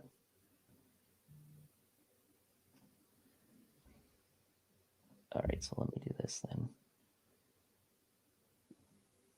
This is what you're saying, right? Do it this way. Okay, so then Giants give up 5. And Nick Watkins said, look at the Texans' edge rushers and tell me they won't take Thibodeau. I just laid it out for you. They're cuckoo for Cocoa Puffs there in that front office. Well, they do need a lot. They do need a lot of help, and this would get them a lot of help. They could go ahead and take Jermaine Johnson at 5. Like, is Thibodeau maybe a better prospect? Sure, but you think the Texans would maybe try to squeeze out like the Giants' 6th round pick out of this? No, I don't think so. I think they'll just take the second and all right, move on. Go on their way. All right. So then they're trading up. Look at the Texans roster. Tell me who they want. That roster's bad. So Thibodeau's the pick here, and now it's the Jets. His chat is all. And the Jets are going to take Stingley, right? I mean, at this point, they're taking Sauce or Stingley, but Sauce. I think Sauce is the guy. Richard Sherman vibes, Robert Saleh. Like I think Sauce is the dude here. It's either Sauce or Jameson. They have. Is it their only first round pick at 4? No, they have one at 10. So I think they'd take. I doubt the Falcons would take a chance on Jameson. I'm pegging. I think we should go on Sauce. Yeah, let's just go with Sauce then, because I think we got to take a corner here. I think the Jets will turn around at 10 and try and take a wide receiver. Yeah, we got Nick, Spin, Ombre Lob, Kenny, Bills, Mafia. Everyone's saying Sauce here. Yeah. Just give me Sauce. We'll give you the Sauce. This will be tough though on draft day. All right, Texans now up. When they can take Stingley here, right? Like their trade down worked for them. They take the best corner available. I feel like that would be the pick here. I'm in between Stingley, Jermaine Johnson, and Kyle Hamilton. Those are the 3 guys I'm stuck with on the Texans. The Texans are impossible to draft for because they have so many holes. The Texans have pick 14 and ammunition to move back up again too if they think Kyle Hamilton's going to slip. I think there's definitely more of a chance Kyle Hamilton slips than Derek Stingley. There's a drop off here, or Jermaine Johnson. Stingley. Yeah, that's true. I think Johnson and Stingley won't slip, but Hamilton might. And people are saying Ekwonu here. They have at left tackle. They still do have what's his name at left tackle. And Titus Howard at right. They still have Titus Howard. So I don't know if that's exact. I think Lovie Smith wants to load up that defense and give that defense a little help. Yeah, my call is Derek Stingley here. Yep, I agree. I'm okay with that. The smoke. Someone says I don't see Stingley this early. The smoke is that Derek Stingley's going to go top 5 now. That was the talk of the town this week. So that leaves now. If Derek, do we agree for Derek Stingley here? Yeah, I'm good with Derek Stingley here. All right, so leaves now Who's up? The Panthers. Panthers. I think this is where Icky goes. I think Icky goes here. Oh yeah, I think the that NC makes State a lot of guy, sense. Carolina. I think it makes a lot of sense. I think the smoke around the quarterback is a bunch of BS.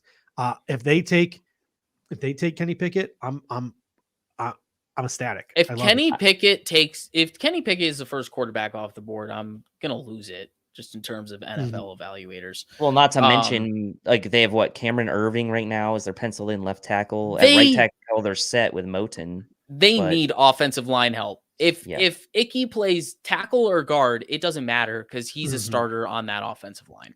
So is it Neal or is it true? But Neal, isn't the projection on Neal like a kind of like a run blocking right tackle type of guy? So I feel like Icky would probably be a better option for them. I think Icky's a better option for them because he could be a guard. Yeah, I think that's what, backup plan wise, if he doesn't pan out at left tackle, they still need guard help, so he can help out there. So I think that's why it makes sense. But I think Neal, I haven't done work on either. Charlie Cross is also available too. Charles Cross is also available as well. So, I think the Carolinas I think they take Icky. I think that North Carolina connection. I think they take Icky here. I'm okay with that. All right, let's do it. Leaves there. And again, gentlemen, I went down the New York Giants rabbit hole. I think Charles Cross is the pick here at number 7. Who are their tackles? So they slide Andrew Thomas over to right tackle, and it makes Matthew Gano their swing tackle. They don't. They could use a tackle. I think it's that makes sense. Here. Isolate some variables. Give Joe Shane a chance to evaluate Daniel Jones. Give him some protection. We know that offensive line needs some help, anyways. You think they take crossover Neal though? I think they'd go Neal. I feel like we're pushing Neal down the board way too far. But if you've done more, Neal is getting some Mekhi Becton vibes. Is he too big? Oh, there are some people who are concerned, and also I don't think Neal gets past 9 with the Seattle Seahawks because either way, we're gonna have the right guys. Yeah, in this top 10. But someone says crossover Neal. It's not about what we think. It's about what teams think. NFL teams don't agree with draft boards all the time. I'm looking now at the New York Giants pre-draft visits, and I want to see. Let's see if we can just go off the pre-draft visits. Looking for Charles Cross. They met with him at the combine. So, but I heard a lot of rumblings that they were really interested in Charles Cross. I'm looking at Evan Neal. I'm looking for Evan Neal, and I am seeing private workout. So I would actually maybe take Evan Neal. Yes. Private workout versus combine. Either way, I think they're taking. Let's take Neal here. I think that we got to get Neal off the board here. All right. So now the Hombre Lob he's reading what I'm reading, but it could also be bullshit that the Giants don't cross over Neal. It's draft season, baby. So the Falcons still have obviously Jake Matthews there as their left tackle. They got Caleb McGarry. I think he's on the last year of his deal. Guys, this is either Jameis or Drake London season, I think. I think they could go Garrett Wilson here. I mean, he's my wide receiver one. Their receivers Calvin Ridley suck. Their receivers suck right now, by the way. Exactly. They need something at wide receiver. Why would they not take Jameson Williams, right? Like, I feel like the reason they wouldn't is because he can't play right away. And maybe that helps them because then they lose a little bit more and get a good draft pick next year. Exactly. So I think they're going wide receiver. Which one is up for debate? Private workout. A lot of Garrett Wilson. Private workout with Kyle Hamilton. They could use some safeties. Drake London, combine only. What about Garrett Wilson? Chris Olave, combine only. Yeah, the chat's loving the Garrett Jameson Winston, combine only. No reported interest in Garrett Wilson whatsoever, at least in terms of a workout. Right. No private their workout. Safeties suck ass too, by the way. Their safeties are bad. And Eric Harris.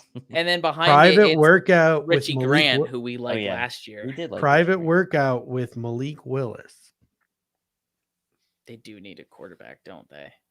Oh my gosh, they're not. Marcus not with Mariota. all these guys still on the board. Is this the Falcons' only first round pick? Yeah, I believe it is. Man, they are in a tough spot. The Falcons' quarterback is they Marcus really Mariota. stink. They stink. God, they stink. I feel like you have to give Mariota a chance and hope one of those guys falls to the second round. Like hope like a Sam Howell falls to your pick in the second round and go for it there. I mean, I feel like you don't want to pass up on a blue chipper here. Yeah. This is 8th overall pick. Take your blue chipper. Don't take a quarterback in a weak quarterback class just because you need one. You signed your bridge guy. Have faith in your bridge guy and get your blue chipper at a different position. That's kind of my philosophy for them right now. So then do you go long-term blue chipper and think Jameson's going to be better than Garrett Wilson? And or do you just go like throw Mariota to the Wolves in 2022? Blue chipper, Kyle Hamilton.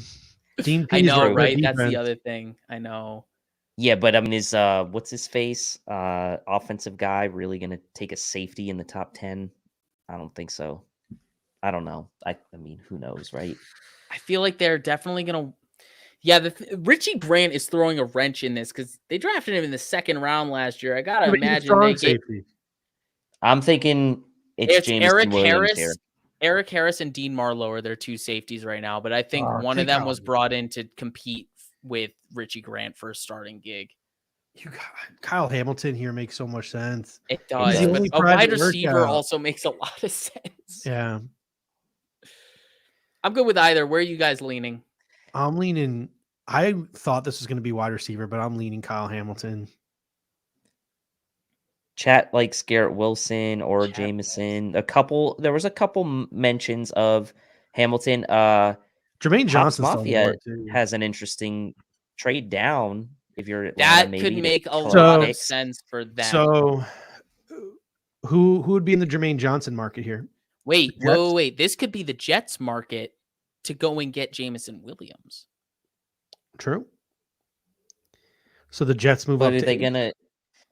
But would the Jets just sit tight and get Wilson or Williams, whoever one of them? It could be a team trying. Well, the thing is, they went after Tyreek. The rumors they're going after Debo. So I think the next pick for the Jets is going to be a wide receiver. But if it's speed they covet, it's going to be J-Mo. It's going to be Jameson Williams. So it's super interesting here. A trade down does make some sense because they have holes to fill. But who wants to move? Like, I feel like the move up here would be to get Jermaine Johnson. The Chiefs. Don't say that. Jameson Williams. They have a lot of assets to move. It's viable. That's Pittsburgh. What about for Malik Willis? What about could the Eagles make a move up here? They got the Saints. I thought about that, but the Saints are kind of okay at edge right now. Trying to jump Seattle for a quarterback. Yeah, that could be it too. Yeah, jumping Seattle for a quarterback is definitely a viable option. Man, this is easily our hardest pick yet. Do the Saints move up here and get the quarterback of their choosing? Let me look and see who the Saints. Let me look and see who the Saints have talked to. So the Saints, Kenny Pickett said the Saints were his toughest interview at the combine, that they put him through like mental Olympics. But then after the combine, Kenny Pickett had no reported contact in terms of a visit with the Saints. Private workout for Matt Corral. Private workout with Sam Howell. Looking Kenny Pickett at the combine. Malik Willis at the combine. If you're interested in a quarterback, you go on that world tour, right? Like you have private workouts with all of them. Like I can't see Seattle taking Matt Corral or Sam Howell. I honestly think this is going to be a tough spot for the Falcons to try to trade out of, because I don't know that people are going to want to move up for the cost it's going to take. It's J-Mo, right? 10. Kansas City. So what would Kansas City have to offer here? What does Kansas City have to? They're 2 first to move up to 8. I would think. Yeah. Let's see. So, all right. So it's Kansas City. So make the trade from Kansas City's perspective, trying to move up. So make it a little bit more difficult. It's still not nothing. Enough. First, and a second next year. That's still not moving it. I think that's a big move up. Falcons are going to stay put and take Jameson. That's my I'm So, okay with it. I'm okay with it. I think it makes sense. I think we got to Mhm. keep it moving. Yep, let's keep it moving. You guys good with Jameson, or you Yep. want Garrett? I'm No, good. I'm fine with Jameson. Okay, Seattle now. This is are there any tackles on the board? Charles Cross on the board. I mean, their Yep. left tackle right now is, I believe, Seattle. Let's see. Let's go see who the Seahawks have met with. Someone look up who the Seahawks left tackle is because it's funny. Stone Forsyth, and then they have Jake. That was the it's like, Ras King from last year, right? yeah. I mean, this is like a set and forget Charles Cross and move on, right? No Charles Cross in a pre-draft meeting, but then again, they didn't really privately work out Lewis Seen, Trevor Penning, Ahmad Gardner. But are they passing up on Malik Willis? Do they want to put all their eggs in the basket of I don't think they're evaluating Drew interested. Lock? Desmond Ridder had a private workout. I think Seattle's guy is Desmond Ridder. That's Yeah, just me. you know he's my QB1. I'm vibing with that. But I'm looking to see if they private worked out anyone. Christian Watson, they don't need a receiver. Combine only for Malik Willis. Man, they didn't really show much interest in guys who are available in the top 10 in terms of pre-draft visits. So they've Charles kept it close Cross. to the. I'm going to go Charles Cross here. All right. If you guys both want it, I'm okay with it. All right, Jets now back on the clock, and Garrett Wilson falls into their lap. No? I think they go Chris Olave here. Wow. But it's up to you guys. We it. can obviously look and see who they've met with. I think they go Olave here. I think Have they met with Jermaine Johnson? He would fit, right? Robert Saleh. They have met with Traylon Burks privately. They have met with Carl Lawson coming back full strength. Jermaine Johnson was a private workout for the New York Jets. Oh, yeah. I think and that their makes other some guy sense. is John Franklin Myers. Drake London was a private workout for the New York Jets. I think Jermaine Johnson makes a lot of sense here. Like, there's a big drop off. Chris Olave was a private workout for the New think York wide Jets. receiver or Jermaine Johnson is what makes the most sense Well, for them. so Garrett Wilson was a private. Man, the Jets are not hiding anything. Well, Garrett Wilson, Chris Olave, Drake London, Jermaine Johnson. So they took Sauce. We took Sauce with 4. So do we double up on defense with Robert Saleh, or does he try to get Zach Wilson some help here? I feel like they're going to.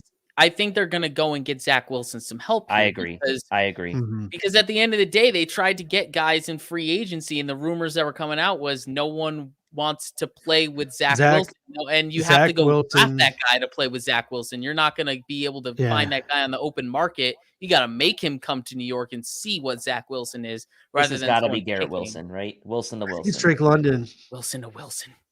I think it's Drake London. Let's see. Comment section. We got London.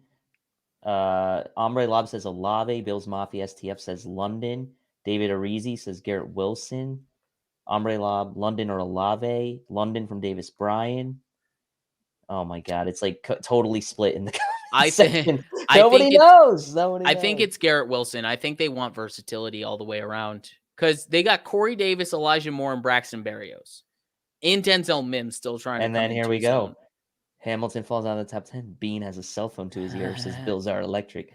Wilson or London, says Trey Morris. Kenny Riggleman says London. So it's kind of split. I mean, I'll go with whatever you guys want. I think it's Wilson. Yeah. I think either works. I think either gets the job done. Yep. All right. Let's do you guys. I say Drake London, but Tilt, your deciding factor. I said Wilson. He said London. Both had private workouts, right? Mm-hmm. I'll go Wilson. All right, Washington now up. And do they make a play for a quarterback here?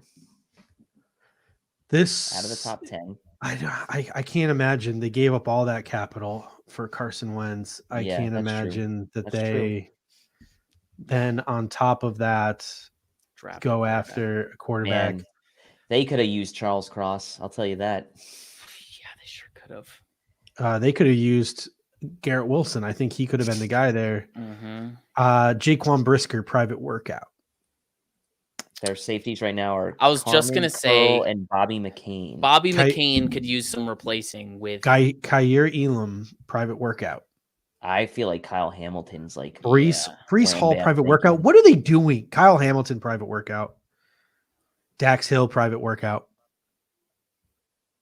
Drake London, private workout. I think they're in on Kyle Hamilton. If they're I would looking at say- other safeties, I Chris think Olave, private workout. the thing with wide receiver for them is they still have De'Ami Brown, Terry McLaurin, and Curtis Samuel. Yeah, Are, I are think they it's Kyle Hamilton here. Terry McLaurin's future's in doubt. You Sure. just traded Carson. You just traded for Carson Wentz, and everyone's laughing at you, calling you a moron. Everyone's calling you stupid.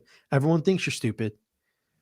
I think you add another receiver here, but that's just me. It also does make private workout. Garrett Wilson's off the board. I think it's Drake London or it's Kyle Hamilton here. Yeah. I'm on the Kyle Hamilton train for them. They just I- moved They on go from defense again. Who did they take in the first round last year? I don't know. Jamin Davis. Jamin Yeah, they Davis. did take Jamin Davis. After taking the previous year, Chase Young. Yeah. They go defense in the first round. Ron Rivera. That going to sell tickets that they can then. No, but that their they can then stadium's keep- crumbling. Who cares about ticket sales? Well, they do because they're keeping the rest of the money from the NFL owners. They're skimming. Everything's wrong with that franchise. Let's just give them whatever pick. Let's give them Matt Araiza. Bills are electric.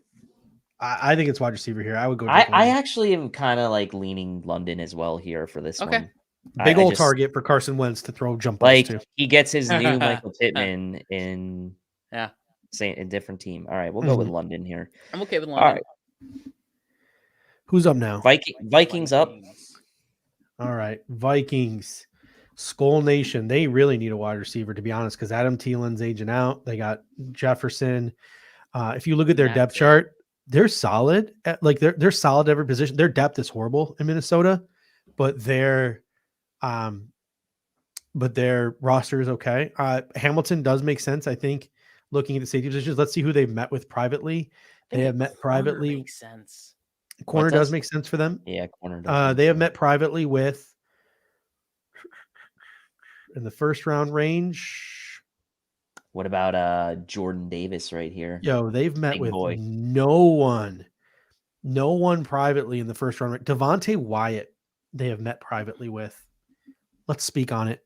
What's the I depth think- chart for the Minnesota Vikings at defensive tackle? It's not good. That's what I was just looking at. I was like, Jordan Davis kind of looks. But they nice, just right? got But the thing yeah, with but they Dalvin Tomlinson, privately worked out Devontae. Oh, true. Armin Watts is like their 3 tech. It looks like. exactly. Dalvin Tomlinson is a good 1 tech, and they just signed him last year. I think No, I think Devontae it makes Wyatt sense could be a for them. sleeper And here, they got gentlemen. our boy Harrison Phillips too. Exactly. I think Devontae Wyatt could be a sleeper here, gentlemen. Yeah, I don't know if they actually go through with it, but it does make some sense. I'll give you that. I think And they they go in signed on a corner Zadarius, though. so they don't need an edge either. I That's- really think they're going Devontae corner. Wyatt. Devontae Wyatt is the only high-end draft pick that they are linked to in any way, shape, or form outside of like the combine. He's the only private workout listed here, at least via Walter but that would Football. give him. Well, okay, so it looks like according to at least our lads, they run a 3-4. No. They have a could. hybrid front. They have a hybrid Yeah. front. Okay, so they have Armin So- Watts, Dalvin Tomlinson, Harrison Phillips is basically their top 3 defensive tackles. I mean, I could see Devontae Wyatt here. I could also see a corner though. I could also see them going with McDuffie. I really see McDuffie here. We got McDuffie in the comments section. We've got Hamilton or McDuffie. Wait a second. Yeah, Hamilton also makes sense. Harrison Smith is aging out, and then behind him, it's Cameron Bynum, who apparently they converted to free safety. They like Cam Bynum a lot. They do. Mm-hmm. Yeah, and then the Kyle- Kyle Hamilton Kyle- falls into the Texans' lap with their next pick. Which is, I think, who would take him. Yeah. I think I- right here, I would sneaky take Devontae Wyatt here. I would Steve. sneaky take Devontae Wyatt as well. All right, it's 2v1 then. We got to go with it. And then the next pick's The easy. big right? Kyle Hamilton for shocker. the Kyle Texans. Hamilton is the next pick. Yep. All Does that right, mean was Jermaine quick. Johnson still on the board? Yeah, Yep, it does. for the Ravens Oh, and the Ravens take Jermaine Johnson in a heartbeat. for He's sure. gone. Hold on. I want to check their depth. They chart just before we lost. go What's ahead his and do that. name? Zadarius Smith Za- spurned Zadarius. them for Minnesota. Mm-hmm. Derek Wolf, Odafe Owe, Tyus Bowser. I mean, Jordan Davis is a big connect the dot here too, because they are aging on that defensive line with Michael Pierce sure and Calais are. Campbell. They sure are. Who's the pick after Minnesota? The Eagles. Or I'm sorry, the Eagles. Kyle Hamilton. A lot of people are liking Jordan Davis for the Ravens here. Yeah, I think Davis makes more sense than Johnson. I mean, where are you finding a spot for Jermaine Johnson to rush the passer? They just tried to sign Zadarius Smith. Yeah, yes, but I feel like he was more of a replacement. Yeah. So they've met privately with Andrew Booth Jr., with Jordan Davis, with comment sections going in on Davis here. Trevor Penning, Jalen Petrie. Trevor Penning's a sneaky option here. They still have Ronnie Stanley. They have not met with Jermaine Johnson, and they met with Kayvon Thibodeau. So Morgan Moses is the right tackle. They just signed. I'm really leaning heavy into Jordan Davis on this. Yeah, one. I'm with you. I think Jordan Davis makes sense here. Good for me. That seems like a Ravens type of guy. Yeah. All right, Eagles are up. Comment section. Hopefully, Olave. somewhat happy with that one. Olave, without a doubt, Olave. They're gonna give Devontae Smith some help. I mean, I can double check to see if he visited. You don't have faith in Jalen Reagor? Yeah, I don't either. No. Olave had a private workout with the Eagles. I don't hate this idea, Ombre Lob, but I think the Eagles would just take Olave. Yeah. So that's why I feel like they did have a private workout with George Pickens. So if they think George Pickens drops, then maybe we got some Jermaine Johnson here. I was just gonna say I'm trying to find. Jermaine Johnson. The and Eagles might sense. Snag Jermaine Johnson here. This Brandon Graham is aging. Josh Sweat is coming into his own, and Derek Barnett's kind of and been also a bust for them. The Eagles have pick 18, right? So they could take any receiver. There were some rumors that they could try to trade up for a pass rusher, so a pass rusher falls into their lap. They could, in theory. I mean, there is kind of a drop here after Olave, but they could, in theory, still take like a guy like Dotson potentially at 18 if they really wanted to. But I feel like let's see. What's the edge drop off? What's the edge drop off after Jermaine Johnson? Karlaftis after that. I think they take Johnson. It's between Johnson and Olave. That is a tough one. Look at their depth chart. They've got Brandon Graham is aging, and Derek Barnett is a bust. Josh Sweat came into his own this past year. I'm just looking at their receiver depth chart, and there's not much there. Devontae Smith, Zach Pascal, they signed. Jalen Reagor was a first round pick. They still have him. Quez Watkins, Greg Ward. Yeah. I mean, did they take a linebacker, Howie? I could probably make the case that they would take Olave here. That would be both cases. Yeah. Mm-hmm. I think Bills are electric. Your nose. I think he's spot on there.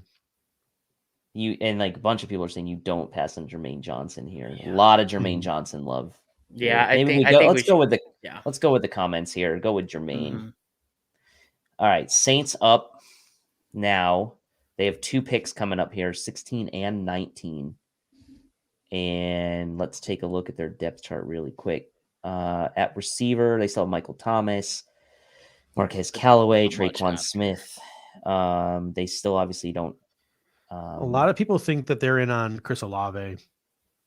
I could see that.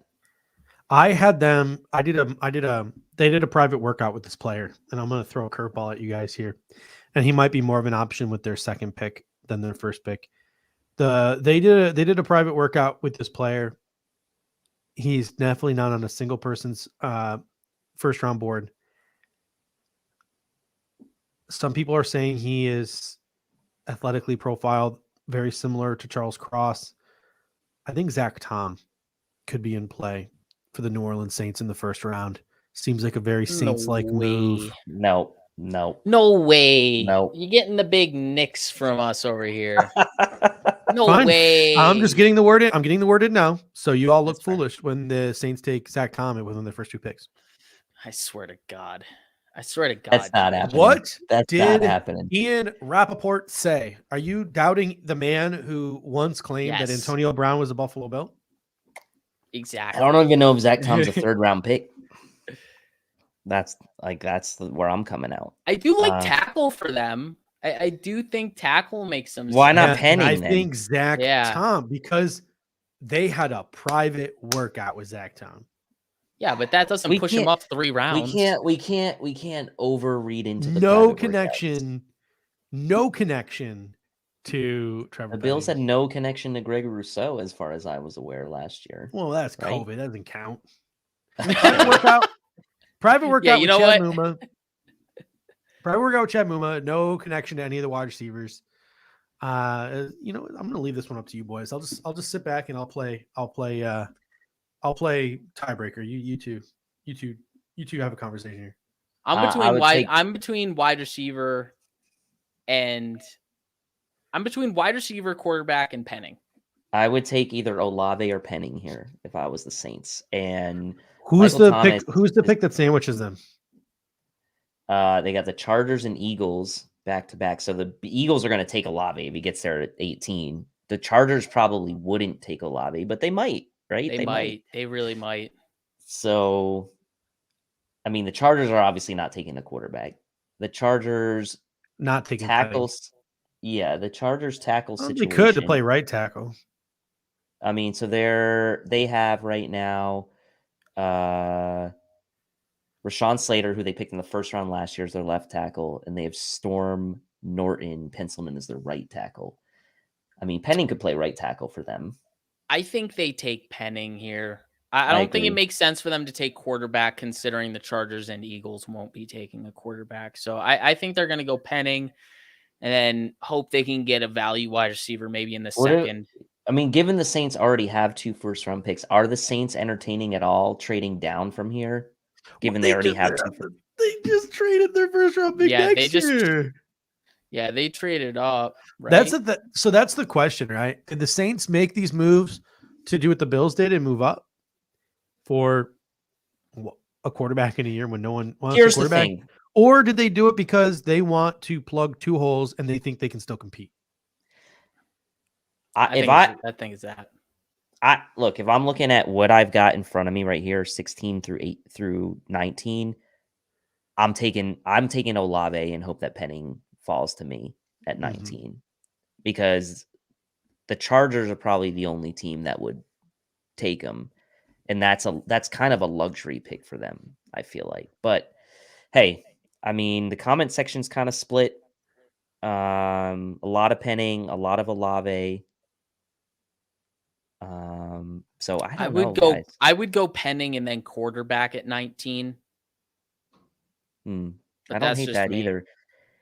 But then, like, you're basically saying, okay, we're gonna get our quarterback, we're gonna get a right tackle, but then we're gonna be content. I guess you'd be content with Traquan Smith, Michael Thomas, Michael Thomas, and Marquez Callaway. That's sufficient. I mean, obviously it's led by Michael Thomas, but you also hope you can find a value play in the second round.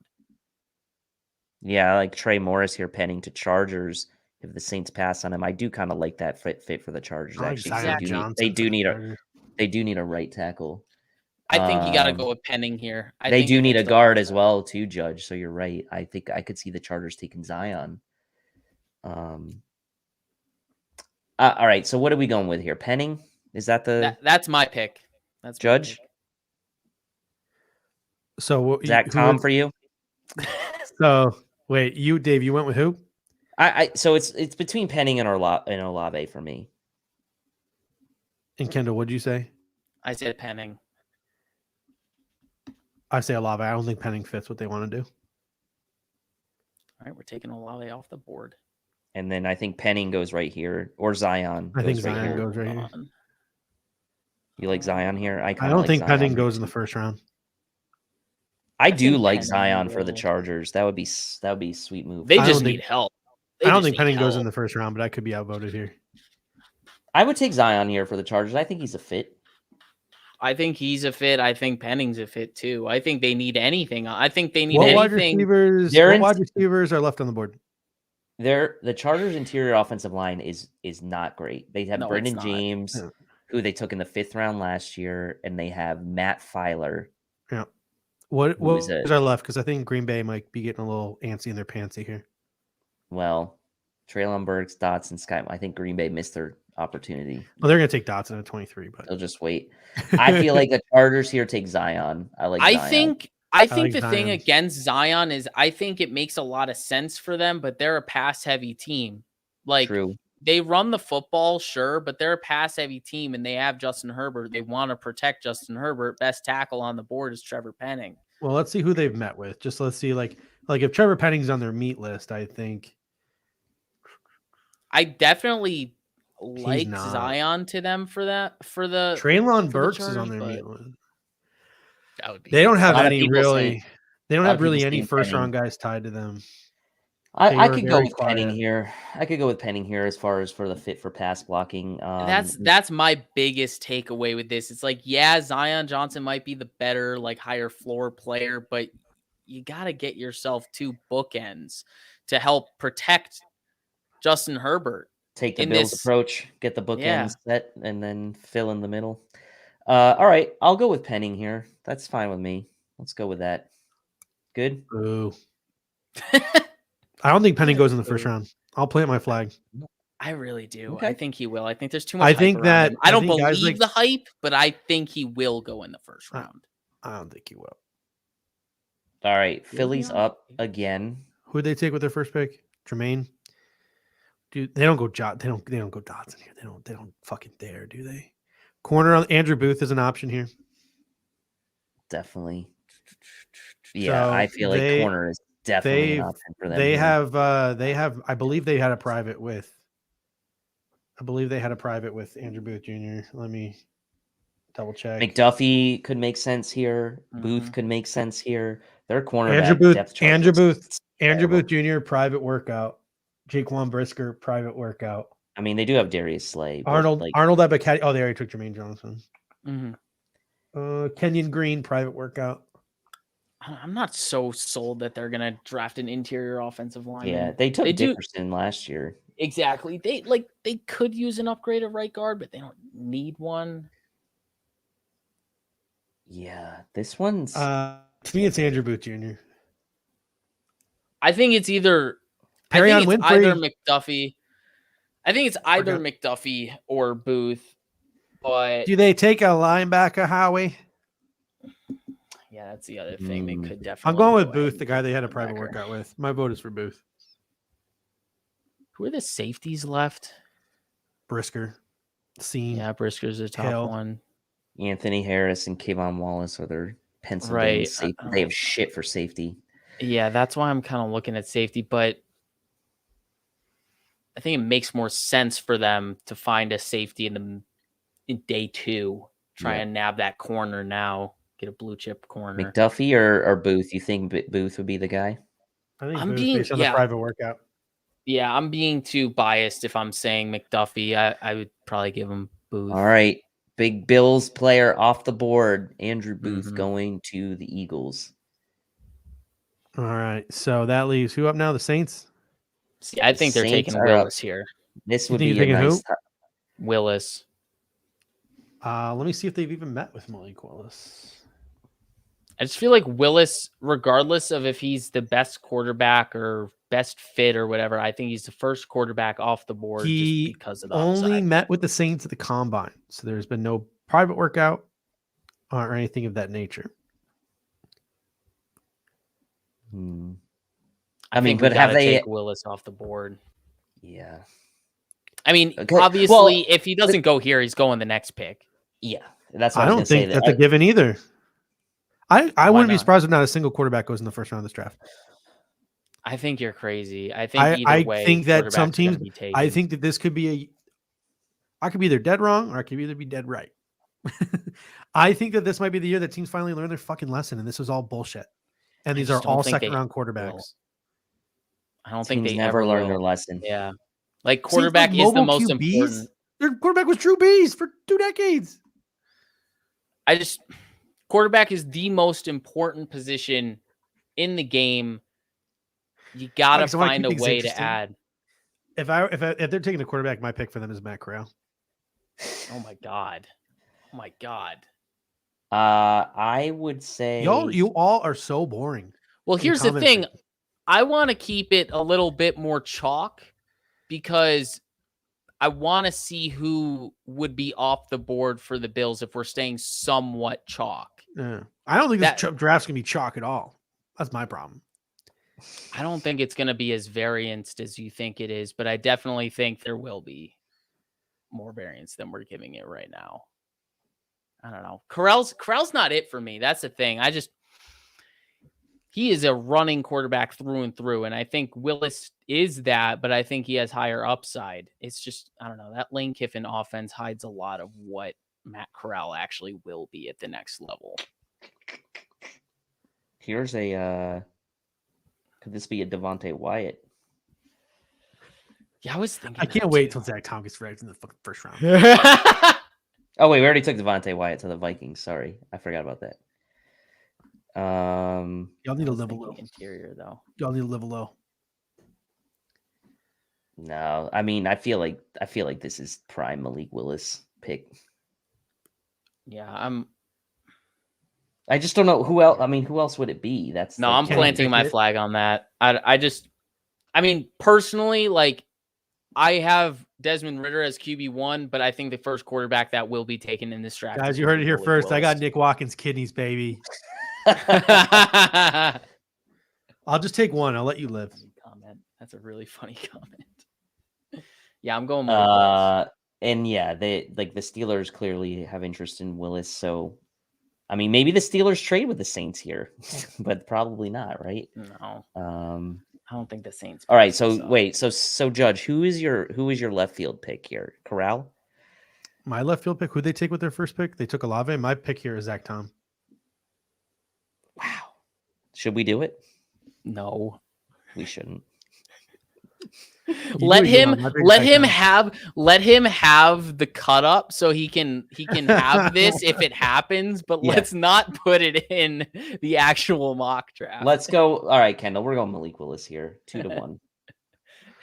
All right. And I honestly hope it happens now. I really do. Oh, my credibility is on the line here. So I really do hope it happens. You think Kenny? This is an interesting one. Does Kenny Pickett stay in Pitt and end up with the Steelers? I think they want Ridder. My gut is telling me that the Steelers want Ridder. I say we go Ridder here then. My pick is Bernard Raymond.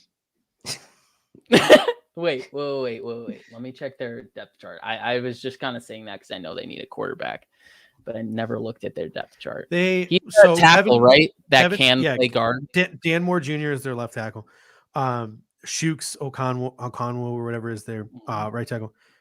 Kevin Colbert came out today after the Terrell Edmonds signing, and he said, we have a veteran starter at every single position on this roster. So we can draft any position and they will come in and compete for a starting job. So Kevin Colbert came out and said they have a good roster. They have a really good. They added what's his name? The linebacker, Miles Jack. Yep. They have a good roster. They have a good roster through and through. James Daniels from the Bears as an interior lineman. Levi Wallace. Corner is weak. Corner is weak for them. It's weak, but there's something there. Like the combination of Levi Wallace, Ahkello Witherspoon, and Cameron Sutton. Yeah, it leaves a little bit more to be desired, but it's like you can still float with that. Is there any Big Ben type of quarterbacks in this draft? There's no Big Ben types. I give them. I'm sticking with Bernard Raymond, but that's just me. I mean, Carson Strong. I feel like Ridder makes sense. I don't know that Zion Johnson makes sense because they just signed James Daniels. And they still have Kevin Dotson. Tyler Linderbaum, if they and they got Kendrick Green. Yeah, but I don't think he worked out all that well. I could see a center here. Steelers seem to value center more than a lot of other. That's actually franchises. A really good point, Tilt. I could see Linderbaum here as a wild card. I could also see it. But I mean, they took Pouncey, right? And he's kind of was more of like athletic type center as opposed to like a mauling type guy. So, I mean, they may not. Comment section wants Ridder. Comment section. Yeah, they do. Okay, fine. We'll go with Ridder. I was entertaining the Linderbaum. I still like Linderbaum as an option. Now the Pats are up. Devin Lloyd would be my pick here, or Trent McDuffie. Yep, Lloyd or McDuffie are the two that are Maybe jumping off the page. Dax for me. Hill. Dax Hill jumps off the page too. I The think problem with I Dax think- Hill is didn't they just sign Jabril Peppers? They have Yeah, they 4 did. safeties right now. did. this has got to You're right, they be. I think McDuffie. I think this is McDuffie. Although you are right, Devin Lloyd would be. My pick is Devin Lloyd. I think they're looking to replace Dante Hightower. I think that's the key. Actually, key of that I'm looking at defense. their depth chart. I think I'm going to agree with you on Devin Lloyd here. The medicals is the thing now. The medical Yeah, becomes the that is concern. one thing. My They pick did is just my pick trade is for Devin Mac Lloyd. Wilson, but like, come on, Mac Wilson hasn't done anything yet in the league. How much faith do you think they have in Cameron McGrone? None. Yeah. That's an That interesting defense one. needs a shot of adrenaline in the middle of it, and I think Devin Like Lloyd is they've that done a shot lot. they They need. brought in Mac Wilson. They brought in Cameron McGrone last year. They brought in Raekwon McMillan. They're trying, but are they Yeah. going to draft? Corner's not great either. Corner is not great. They're relying on Malcolm Butler, Jalen Mills, and Jonathan Jones. I feel like I mean, how much stock are they going to put in a 5th round pick, Cameron McGrone, right? Because that would be the only reason. Like, okay, well, we drafted this guy last year. We're going to put an early pick in a linebacker. Like, I mean, they did it with Hightower, right? He was an early pick. Kobe Dean Pro Day, Jahan Dotson Pro Day. Oh, they could fucking take Jahan Dotson. That would be Kenyon Green private workout. That could make some sense. Zion could make a little bit I of heard they're sense. high on Chase Lucas from ASU.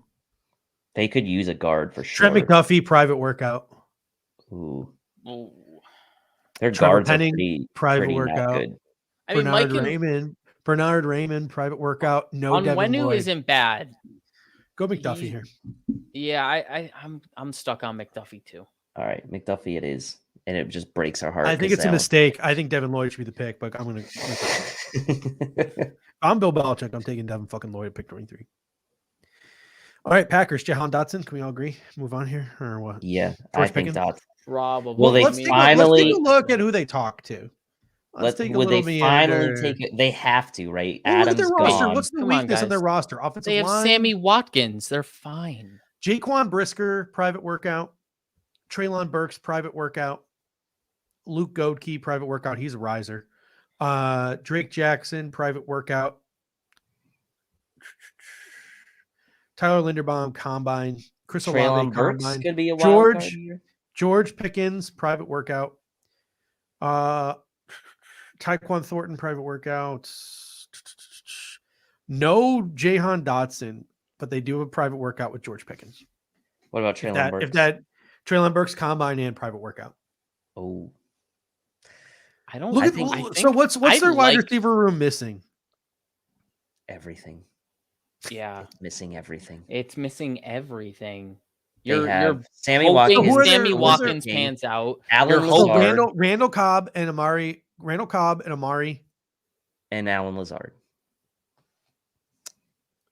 I would take George Pickens. I think George Pickens might be the pick here. I think George Pickens or Burks. I could get behind either. I don't think Dotson because they just drafted Amari. Burks is not a Rodgers, but- route runner though. Like, what's Burks giving you year one? Yeah, that's true. Aaron Maybe it Rodgers could in be that Dotson. win now mode. I'd give them Dotson if they're in win Yeah. now mode. Actually, But my only pause is Pickens and Burks have workouts. Jahan Dotson's nowhere on the list, but Yeah, but it That's could also just me. be smoke. yeah, it could be. It could 100% be. I'd Could- take they could Dotson. just be hiding it. I'd give He's the them best Dotson. receiver left. I mean, he's the best receiver on the board, in my opinion. Yeah, Dotson, you want to go Dotson? yeah, I'm good with Dotson here. All right, Cardinals up. All right, Cardinals. Treylon Burks private workout. Kenyon I want to Green. give them Zion Johnson so bad. Kenyon Green private workout. No Zion Johnson. I could see Kenyon Green. George They've got- Karlaftis private workout. They've got two. Their two penciled in guards right now are both former New York Giants guards, Justin Pugh and Will Hernandez. And the Giants are letting offensive linemen go. They're probably not very good. I I'm mean, saying- Justin Pugh has been decent for them the past few years. Nothing like to write home True. about, but he's been one of their better interior offensive linemen. My pick here But for yeah, the Cardinals Will is George Hernandez. Karlaftis because they're dumb.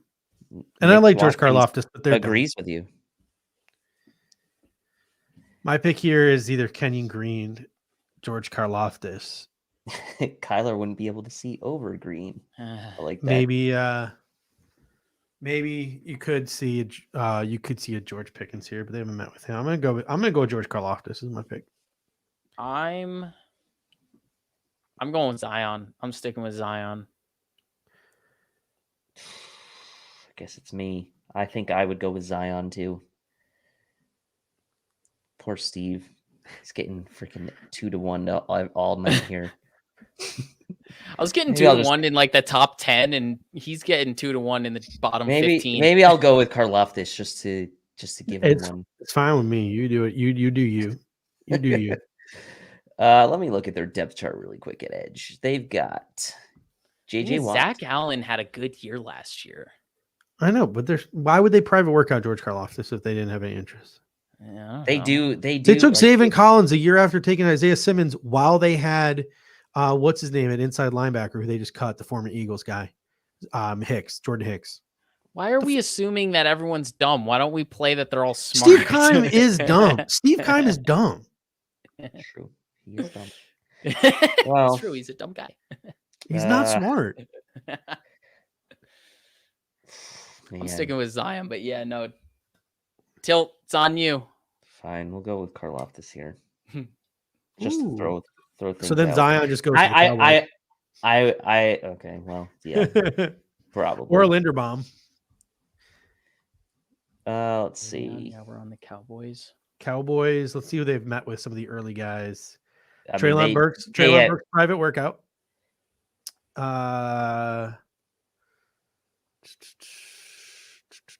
Kenyon Green private workout. They have Connor McGovern penciled in as their left guard. Yeah, they need a guard, and Zach Martin isn't getting Zion Johnson private workout. Zion's Take him off the board. Take him off the board. We don't want that temptation for the Bills at pick 25. Zion's off the board. All right, here we are, folks. Kyler Gordon for me. We haven't. Oh my god. All right, comment section. Who is it going to be? Judge wants Kyler. That's his guy. I like Kyler as well. I also like Kenyon Green here potentially. I have 3 guys I'm considering. I'm considering Kyler Gordon, Kenyon Green, and a running back. Is Jahan Dotson? Oh no, Jahan Dotson's off the board. Yeah, I don't like any of the wide receivers left at this spot. The 3 guys I'm considering a running back. The running back is probably the least of my I'm considering Kyler Gordon, Kenyon Green, and insert your running back here. Not necessarily in a specific order. I'm down to Kyler. I'm down to Kenyon. Do the Lions come up for Ritter? Breece Hall. Pickett's the only one left. But yeah, that's a possibility. A trade back here is a possibility with a quarterback on the board. Oh yeah, Ritter. Forgot Pittsburgh. We have Pittsburgh. Dax Hill is a name that we're not talking about, but again, I'm not on that train like a lot of other people I know. I mean, who's not on the Dax Hill train at this point? I know Joe Marino's mentioned it. I know Nick. We are not overlooking Elam. I actually predicted him to go. I'm overlooking Elam. I personally am overlooking Elam from personal preference standpoint, but I don't think it's. I like Tilt, you just said predictively this morning, you think it'll be the pick. That's what your gut is telling you. But not my preference, right? Right. My preference is not Elam, but predictively, I think he's very, very much in play right here, especially with how this fell. If you're the Lions, like, why bother? Devin Lloyd, why would you trade up right here? Right? Like, you wouldn't. No one wants in front of you needs a quarterback. Right. And like, what team is gonna hop you right the Texans, now? maybe. That's it. Like, yeah, maybe. Or the Falcons. The Texans or the Falcons are the only 2 that would leapfrog them. I got it down to 5. Kyler, Kenyon, Breece, Dax, or Devin. I'm not entertaining those last 2. With Kenyon Green, positional need wise, I'm not entertaining those last 2. I think Kenyon Green the player, Breece Hall the player, Kenneth Walker the player, Isaiah Spiller the player, and then Kyler Gordon, the player. I think player grade wise and positional need wise, that decision-making matrix just kind of meets at a point where those 3 guys are who you're Pretty looking close. at, and Pretty then darn close. yeah, My pick between Kenyon, Kaiir, and Brees is Kaiir. I think I'm gonna go with Kaiir here too, just because that's who I want. And I already predicted that it was gonna be Elam, so I'll change it up for this and say my vote's for Kaiir. I'll Kendall? stick with you guys. Yeah. No, either way, I'm 2v1 regardless, but I think that's where I was leaning Listen, to. this is not, I think, the pick that's gonna tickle the fancy of a lot of Bills Mafia. But like I said, this is a guy who you turn on the tape and you see those flashes, and you as a Buffalo Bills staff feel like you could turn those flashes into consistency. He is a guy who he's got background in martial arts, in ballet, and all these different types of dances. All those things that players now talk about doing to prolong their careers. Kyler Gordon's been doing it since he was a teenager. This guy has the archetype physically and speed wise of a Marcus Peters, but he absolutely blows away Marcus Peters in terms of his explosion grade and in terms of his agility grade. So you look at a guy at a Marcus Peters body with much better reactive athleticism, and that's what Kyler Gordon is. I think Kyler Gordon could be possibly off the board before the Buffalo Bills pick at 25, because all those teams that we talked about possibly needing a corner, because of the injuries to Booth, because of the short arms of Trent McDuffie, I think Kyler Gordon can end up going sooner than people think.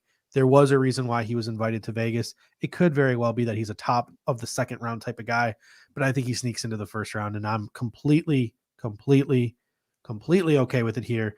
Siraj says Marcus Peters' game is built off of instincts and ball skills, though. Mm-hmm. Cool. But guess what? Kyler Gordon has much better explosion grade and has much better agility grade.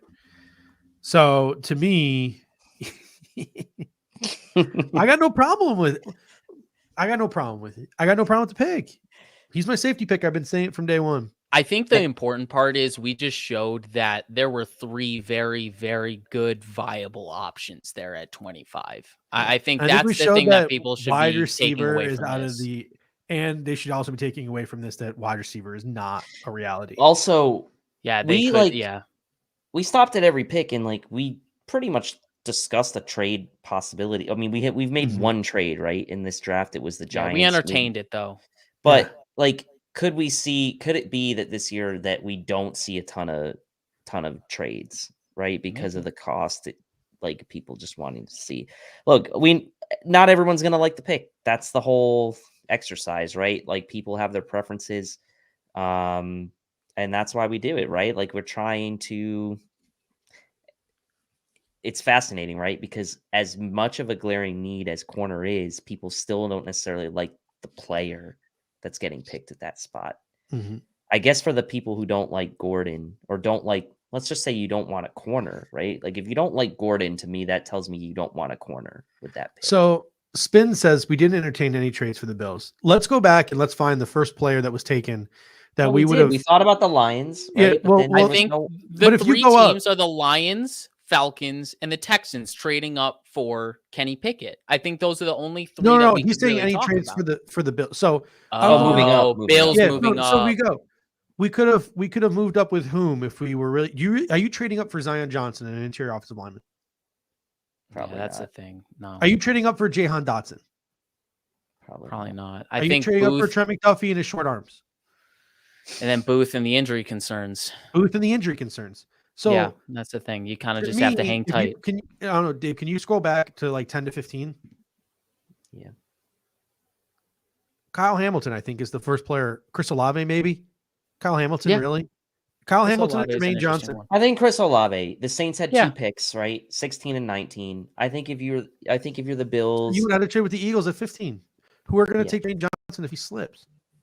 Yeah. I think Jermaine Johnson and I think Kyle Hamilton are the 2 guys that slipped into the teens the Buffalo Bills would consider.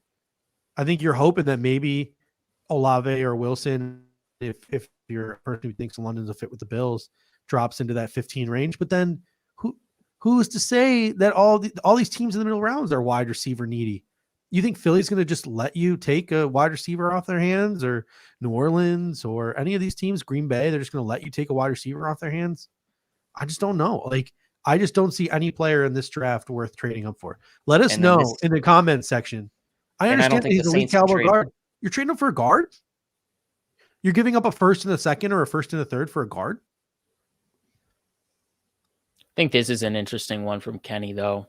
Bengals trading up for Linderbaum. That's definitely a possibility. I think we definitely undervalued Linderbaum a little bit throughout this process, but most teams don't value centers all that highly. So he could very well fall past 25, but I think it is fair to assume we talked about with the Steelers valuing their centers, especially athletic centers. And then, the Bengals could definitely use a center that would help out Joe Burrow a ton. So that's a possible trade up candidate for, the Bengals trading up to 25. But trading up for the Bills is, it's tough. It's not exactly the best year to do it. Like you said, it's, are you trading up for that guy with short arms? Are you trading up for that guy with injury concerns? Are you trading up for that guy at a position that isn't exactly of value? Olave is kind of where that rubber meets the road. And that's a high price to move up 9 picks in the first round. So that was my thing, is like, there was never a point in this draft where I was like, hold up, stop the presses. Let's have a conversation about a trade up. There was just never a player. And if anyone was going to do it, you were going to do it, right? I'm the Joker, right? Yeah. So, but the only player, if he had a clean bill of health, would have been Andrew Booth. I would have considered it for Andrew Booth. But with those medicals, with that double hernia, I don't know if you make that risk to trade up. I just don't know if you do that. So that to me, the medical, and that's the thing. Like, Kenyon Green might not go in the first round. Devin Lloyd might not go in the first round. Who is the other one that had that ding on him? Nakobe Dean might not go in the first round. There could be another player in this whole barrage of players that doesn't go in the first round because of medical. I mean, because of medical. I was going to say you didn't think Penning was going to go, but that wasn't medical. I think he just is. I think he's overhyped. I think so. I think he's Spencer Brown, and Spencer Brown was a third rounder. So it's just not getting the same. Yeah, Spencer Brown just didn't get the same hype. Because he didn't have a Senior Bowl. Yeah, I think teams are someone's gonna take a chance on him in the first round, but I also agree that it's not wise. All right, do we finish this thing off? Do we finish this puppy off? I don't know. Do we? Did we give the people what they want? Do the people want us to even finish it out? Do the people want us to trade for pick 26 and take? I call dibs on the 2 Chiefs picks because I think I know exactly who both picks are going to be. Why don't we just run through these really quick since we're at 2.5 hours? I think Lloyd is a good pick for the Titans here, but Lloyd or a guard. They lost Saffold. They lost a couple of guys. Kenyon Green would fit here. Yeah, I actually think Kenyon Green would be a great fit here. Yeah, I'm good with Green or Lloyd. All right, let's go. You guys are both on Green. I'm good Green. All right, Tampa Bay. They could have used Green. They could have used Green. They could take a pass rusher. Pass rusher, I think, is something that would be intriguing to them. I would give them Arnold Ebiketie. Let me see if they've met with anyone. I think they could use a guard. I think they could use. They could use a running back. They got Leonard Fournette. Yeah, but what's beyond that? Private workout with Nick Benito. That's an interesting one. Treylon Burks, private workout. Man, Logan Hall, private workout. They've lost some guys on that defensive line. Kirby Joseph, private workout. Roger McCreary, private workout. Nicholas Petit Frere, private workout. I like an edge for them. I would say it depends on who you want to give them. Do you want to give them Boye Mafe, who they have not met with? Do you want to give them Nick Benito, who they have met with? Do you want to give them Arnold Ebiketie, who they have not met with? I think Mafe and Benito. They lost Whitehead. They lost Whitehead, so Dax Hill makes sense too. So Dax Hill does. They met with Dax Hill and had a private workout with Kirby Joseph, the safety. So they're in on a safety. I'm good with Dax Hill. I'll go with Dax Hill. I already made the pick. Green Bay is up again. Green Bay. What does Green Bay depth chart look like? We already gave them a wide receiver, right? Gave them Jahan Dotson. Brisker, they private worked out Brisker. They private worked out Burks. I don't know if they go double up on wide receiver. They private worked out Luke Goedke. They private worked out Drake Jackson, the pass rusher. They Linderbaum at the combine, but I think they have a center. Yeah, they drafted Josh Myers last year. Private worked out George Pickens. Virtual Jamari Sawyer, Isaiah Spiller. They're not They don't. They're not going to take a running back. There's no way. Not with Yeah, AJ Dillon and Aaron as soon as the Jones. words came out of my mouth, Sam Williams, they seem to be in on an edge. I wouldn't be surprised. Yeah, I if think they're gonna take an Drake. edge. I think Drake Jackson could be the sleeper here. Again, I like to be the joker. I think Drake Jackson could be the sleeper here. Yeah, I have no idea. I would just give him Mafe. But I don't know. Just But because I wanted to give Mafe to the Chiefs, but that's okay. He's got an ulterior motive. Yeah, I don't care. Give him an edge. I think edge makes sense for them though. Give him Drake Jackson. Fuck it. Packers love to piss people off. It's true. I think Calvin Austin and Boye Mafe are the next two picks. Who's their what's their edge room like? Is Frank Clark still there? Yeah. So Linderbaum then to the Bengals, I assume. Yeah, I think it's a fair assessment. They could use a corner. They might take Elam, but yeah, I think Tariq Woolen would fit. I think the Bengals would be the team dumb enough to take Tariq Woolen. Oh, give the Lions Pickett. They're gonna replace Jared Goff with Jared Goff. Yeah. Isn't Russ like a big Devin Lloyd fan? Kobe Dean.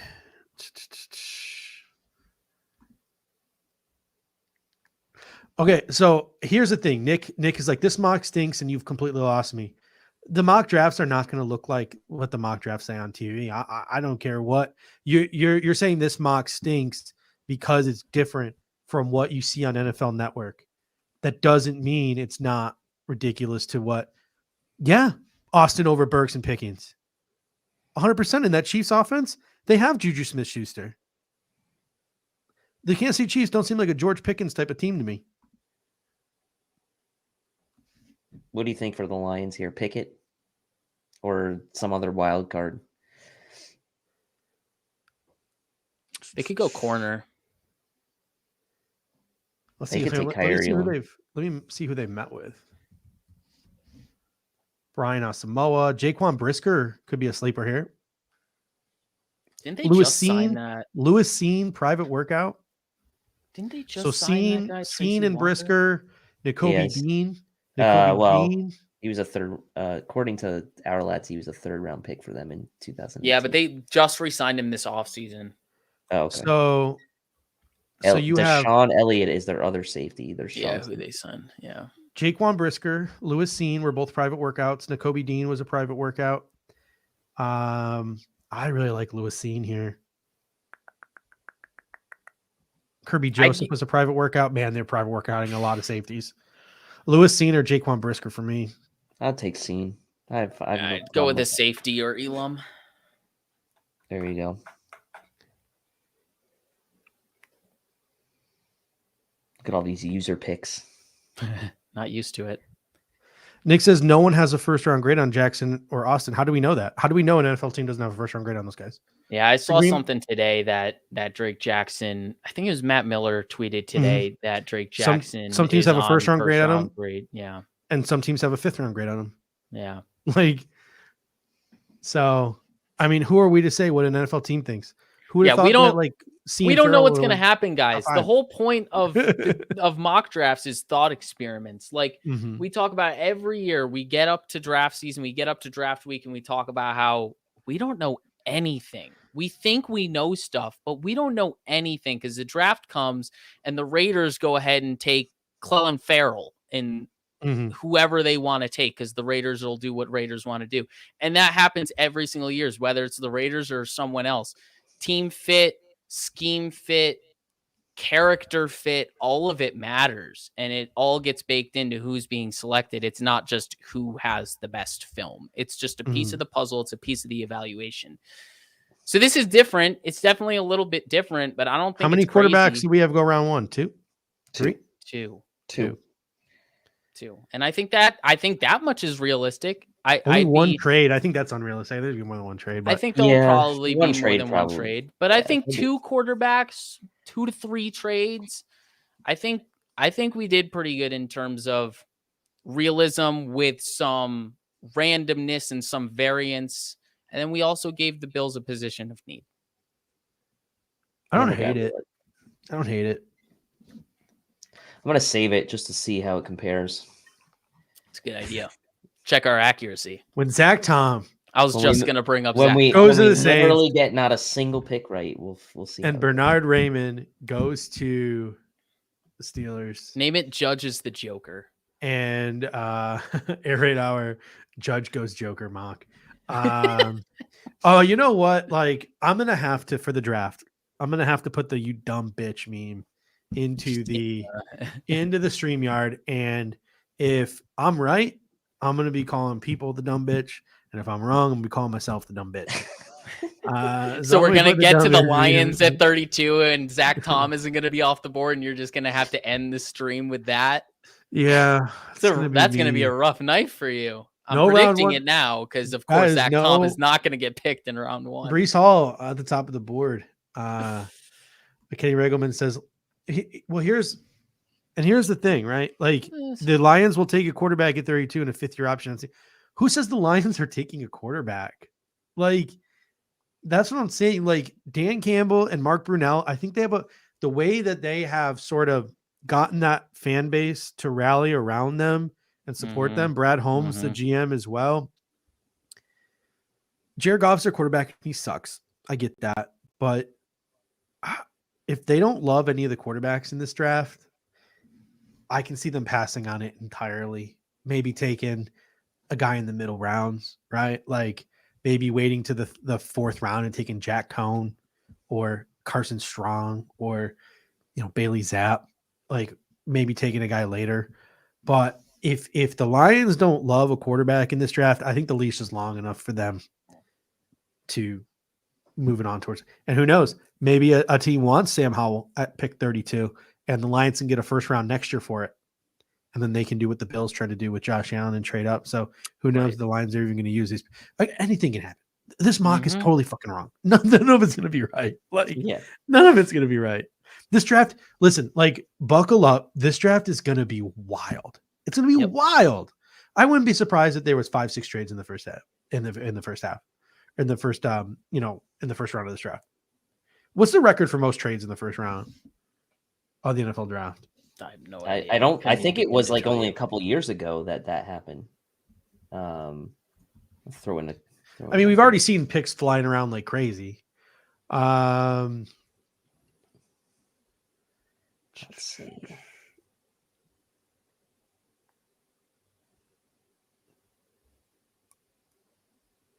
Yeah, I can't seem to find it with a simple Google search. Got my come on, Google. What the heck? I got my graphic ready for Kendall. I'm loading it in. Not even supposed to have brains by 2023, and Google can't help us out. You kidding me? Oh, that is beautiful. Just wait, you don't have a jersey swap for it? Are you kidding me, Tilt?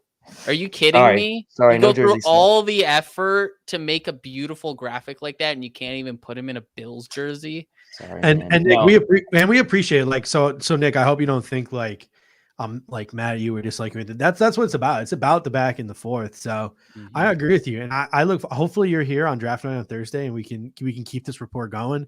I have fun playing the Joker. I love pissing people off. So it should be really interesting to see.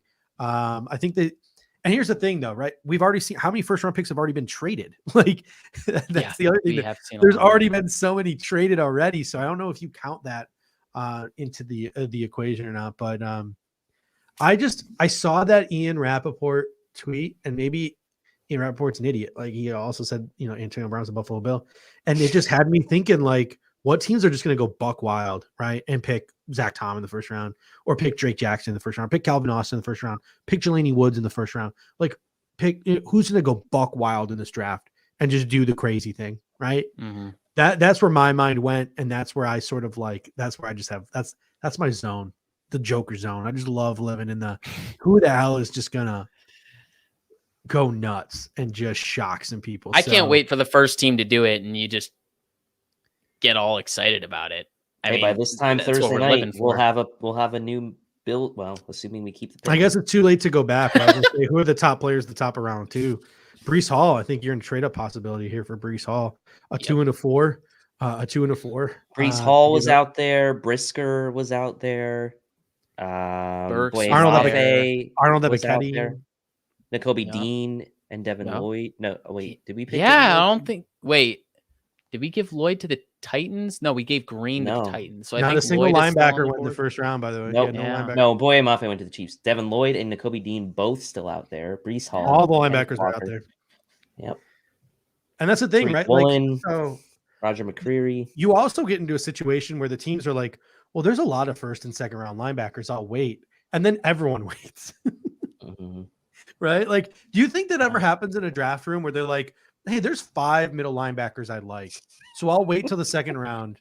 And then like none of them are taken just because everyone had the same mindset as you. Yeah. So Pops Mafia comes in and says best rush of the year. Thank you, Pops Mafia. We appreciate that. This will be split into 2 podcasts, and both podcasts will be like an hour and a half long. So that one should be interesting. All right, ladies and gentlemen, we will be back on Thursday, but Cover One's got you covered all week. I believe Aaron and Greg are going to be doing a special pop-up show tomorrow due to the fact that they will be flying to Vegas. So you'll be a film room with Kendall and all them tomorrow. You'll have Greg and Aaron tomorrow as well. And then Wednesday, I'm not 100% sure what's going on Wednesday. I'm sure you'll probably still get disguised coverage as usual. Mhm. And then Thursday, you will have the Air Raid Hour hosted by the Air Raid Hour hosting or facilitating night 1 of the NFL draft. We will be live starting at 8 p.m. right when the Detroit Lions, or I'm sorry, the Jacksonville Jaguars go on the clock. We made the mistake last year of going live at 7. Some people will do it. You can enjoy them for an hour. We'll have about 3 hours to talk everything Bills leading up to the Bills pick at probably 11 o'clock. Friday, Anthony Brohasco will be leading the coverage, but we will be with you. And then Saturday, Anthony Romeo of the Hook and Kevin Masseri of the Going Deep Pod. And we'll have Eric Turner, Greg Tomsett, and Aaron Quinn checking in live from Vegas. And who's on the thumb? Chris Olave. Chris Olave makes the thumb. Yeah. Interesting choice for the thumb. I thought that was night 1 draft coverage thumb. That's just our thumb for tonight. No, I thought you would. Oh, there we go. There it is. No, just the Vegas thumb. Just Vegas. All right. Looks so, good. ladies and gentlemen, you put our faces on there. Wow. All right. So, ladies and gentlemen, until next time, remember Zach Tom is going pick 19 to the New Orleans Saints. And until next time, ladies and gentlemen, go Bills. Go Bills. Go Bills. Are we having fun yet?